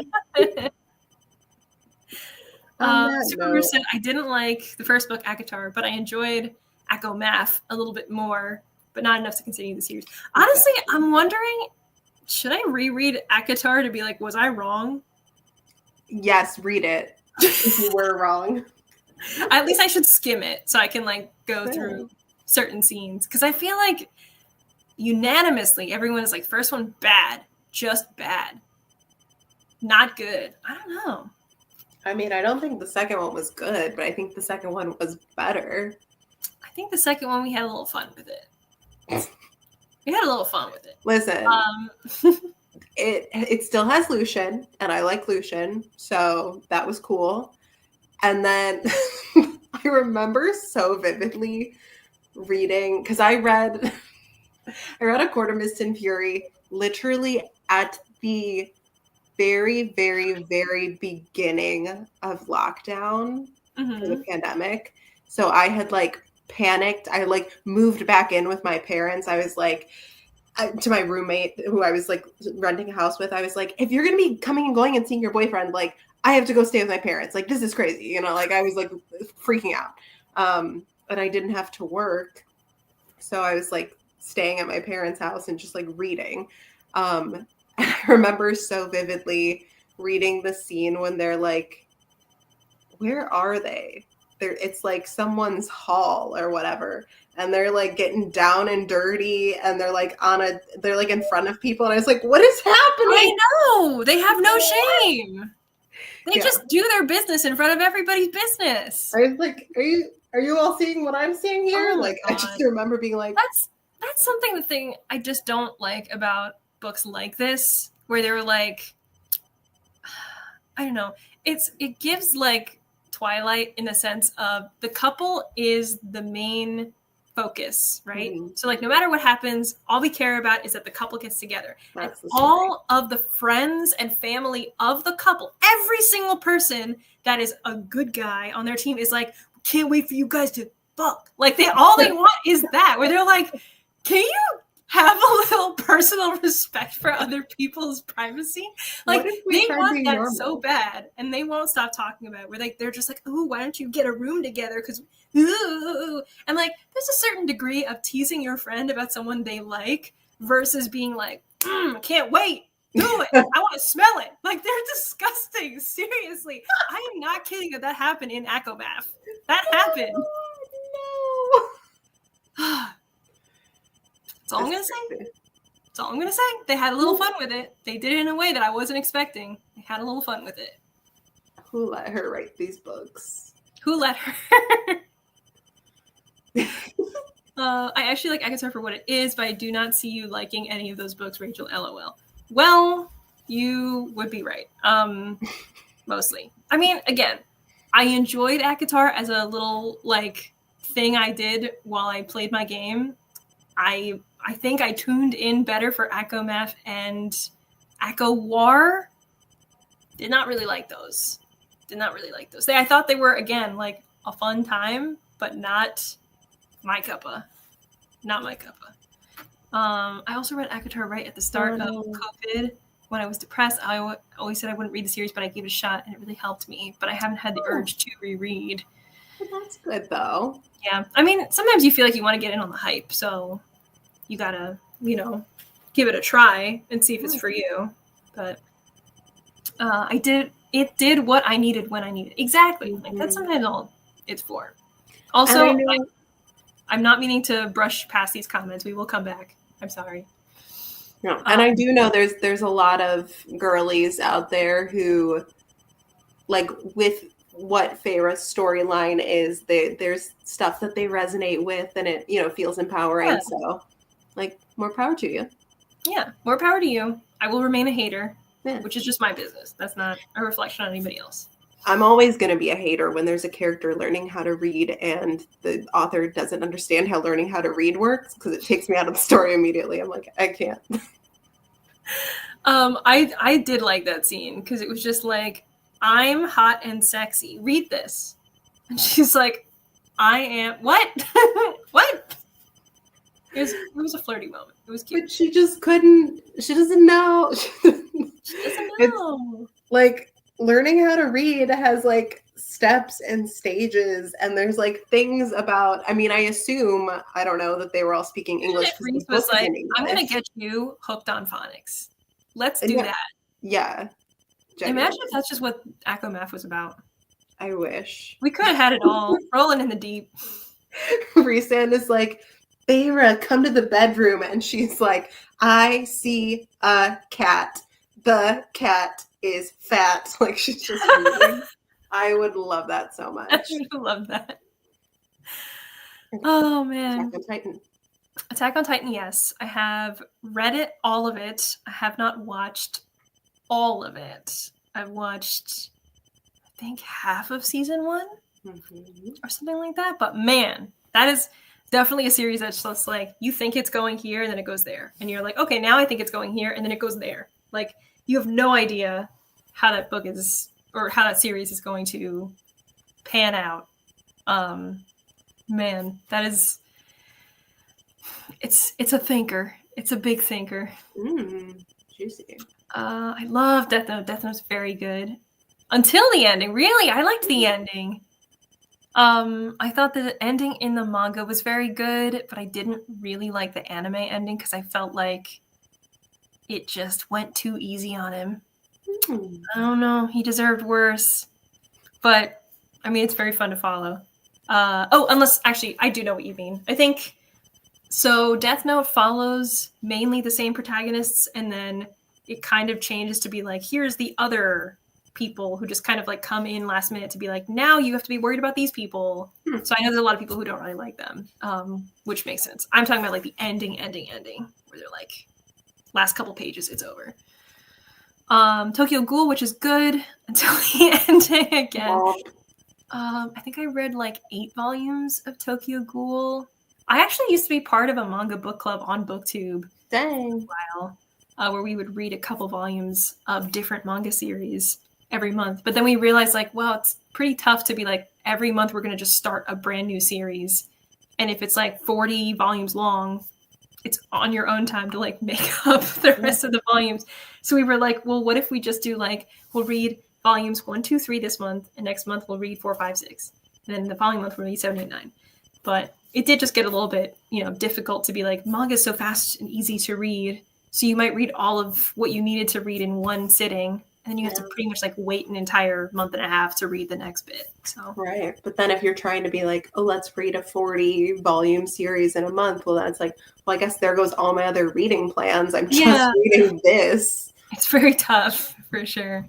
But yeah, I liked what I read of Tokyo Ghoul. I don't think I watched more than like an episode, which is not its fault, but it was very well animated and I liked it. And Attack on Titan, which is amazing and has a good ending to me anyway. This stuff's all too dark for me. I also read the Pokemon manga, My Love Mix-Up, Persona 5, Fullmetal Alchemist, and Bleach. They're also good. I've only read a bit of FMA and watched Brotherhood for Fullmetal Alchemist out of all of these. And I mean, I've watched some Pokemon. I have not read the manga, but yeah, I'm aware of Pokemon. Yeah, I'm aware of it as like a peripheral like thing. As a child of the 90s, I know Pokemon. I never played Pokemon as a kid, so much of what I've learned of Pokemon has been through like people, like friends and stuff in college, where everybody else had their pop punk and Pokemon phase, and I didn't. So it was something that I had to grow into. Okay. Yeah. Actually, I think I probably know more about Pokemon now than I ever have, because the boy that I nanny in the summers really loves Pokemon because he's 7. And so, yeah, I get all of my knowledge from him. We went to Build-A-Bear and he got, what did he get? Was it a Charmander or something? Ooh. I can't remember what he got. No, it was something less common. But he instead of opting for any bear, which you could fit into a gazillion different outfits, he chose the one Pokemon that had 2 shirt options that fit it, and he didn't want either. He's like, no, I just want the Pokemon. And I'm like, okay. That's fair. I feel like the Build-A-Bear shirts cost the same as a human shirt. So, but it was my treat. I was like, you can create a bear. And then he's like, I want a Kiplup and I don't want anything else. And yeah, I know. Eventually I had to be like, do you want to get this like little brush to brush its fur? And he's like, sure, yeah. I'm like, okay, like, whatever. Can I get you an accessory? This is my treat. And here I look like I'm like being a cheapskate because I didn't let you dress it. Oh, just a naked Pokemon and his boy.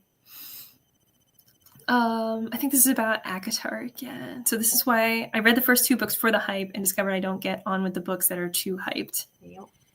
Yeah, fair enough. I mean, I think it's the classic thing of some books have like huge mass appeal and then they appeal to a mass of people, but obviously not every single person. So I will sometimes fall into that category too of just being like, if it's hyped, I don't know if it's going to be for me, but always give it a try. You always just see. You never know. Sometimes the masses don't have good taste. Yeah, sometimes. I'm not gonna say when, but Persona 5 is also, yes, a video game, a JRPG, if you're Oh. curious. Yes, I have a good number of people. I guess I don't know. I definitely know a handful of people who have played Persona 5 because it was always playing in college, like the title screen. So I know people played it, but I think it's supposed to be something where you can like travel around in people's dreams and in the real world, and you kind of jump back and forth between the two. But I don't really remember too much else outside of that. But it does seem like it's very highly rated and a lot of people really like it. And I do know there was an anime, so there's lots to it. I intended to do another sprint, but it's actually already 6 p.m. So, we're probably not going to sprint from here, most likely. But obviously, everyone, we encourage you to keep working on your bullet journals, and we'll do more Bujo Babe sprints before the end of the month. Yes. So keep an eye out for that. I think we're planning for a week from today, so Wednesday next week. And I think we also might be joined by Lisa from With Love Lisa. Ooh. So mark your calendars. It'll be super fun. And yeah, any last lingering thoughts? Julia, anything to plug? No, I have nothing to plug. You can like follow me on Instagram or Goodreads or whatever, but I mean, I have a channel, but it's only live streams at this point. And maybe that's okay. one day I'll get back into actual videos. I do miss it. It's very fun. I do think fun. it's a lot to do when people are not all in the full swing of booktube videos, but it may have a renaissance. Who knows? And that's my preference. Well, I personally don't have TikTok and have never had TikTok because I was like, one more app that sucks up my time. I don't need it.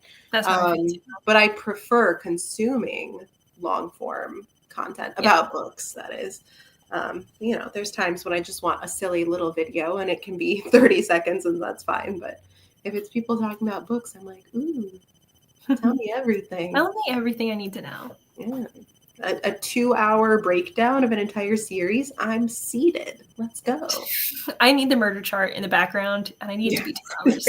I'm locked in. If you don't have red string going from character to character, not my kind of video. Precisely. Well, thank you so much, everybody, for coming to Sprints. I hope that it was productive and helpful and fun to hang out. Again, we're going to be doing sprints again next week on my channel, so stay tuned for that. I think if you subscribe, you'll see it in your feed when we set up the live stream. So you should see it in your notifications whenever that time comes. Yeah. So, hi. Exactly. Yay. Great. Thanks again. Julie's information is in the description down below, so you can follow her on Shakespeare and Such. And also, I'm Let Me in the Library. I'm Let Me in the Library. So we're all over the place. And specifically, we'll be here again next week. Yeah. Thanks, everybody. We'll see you next time. Bye. Bye.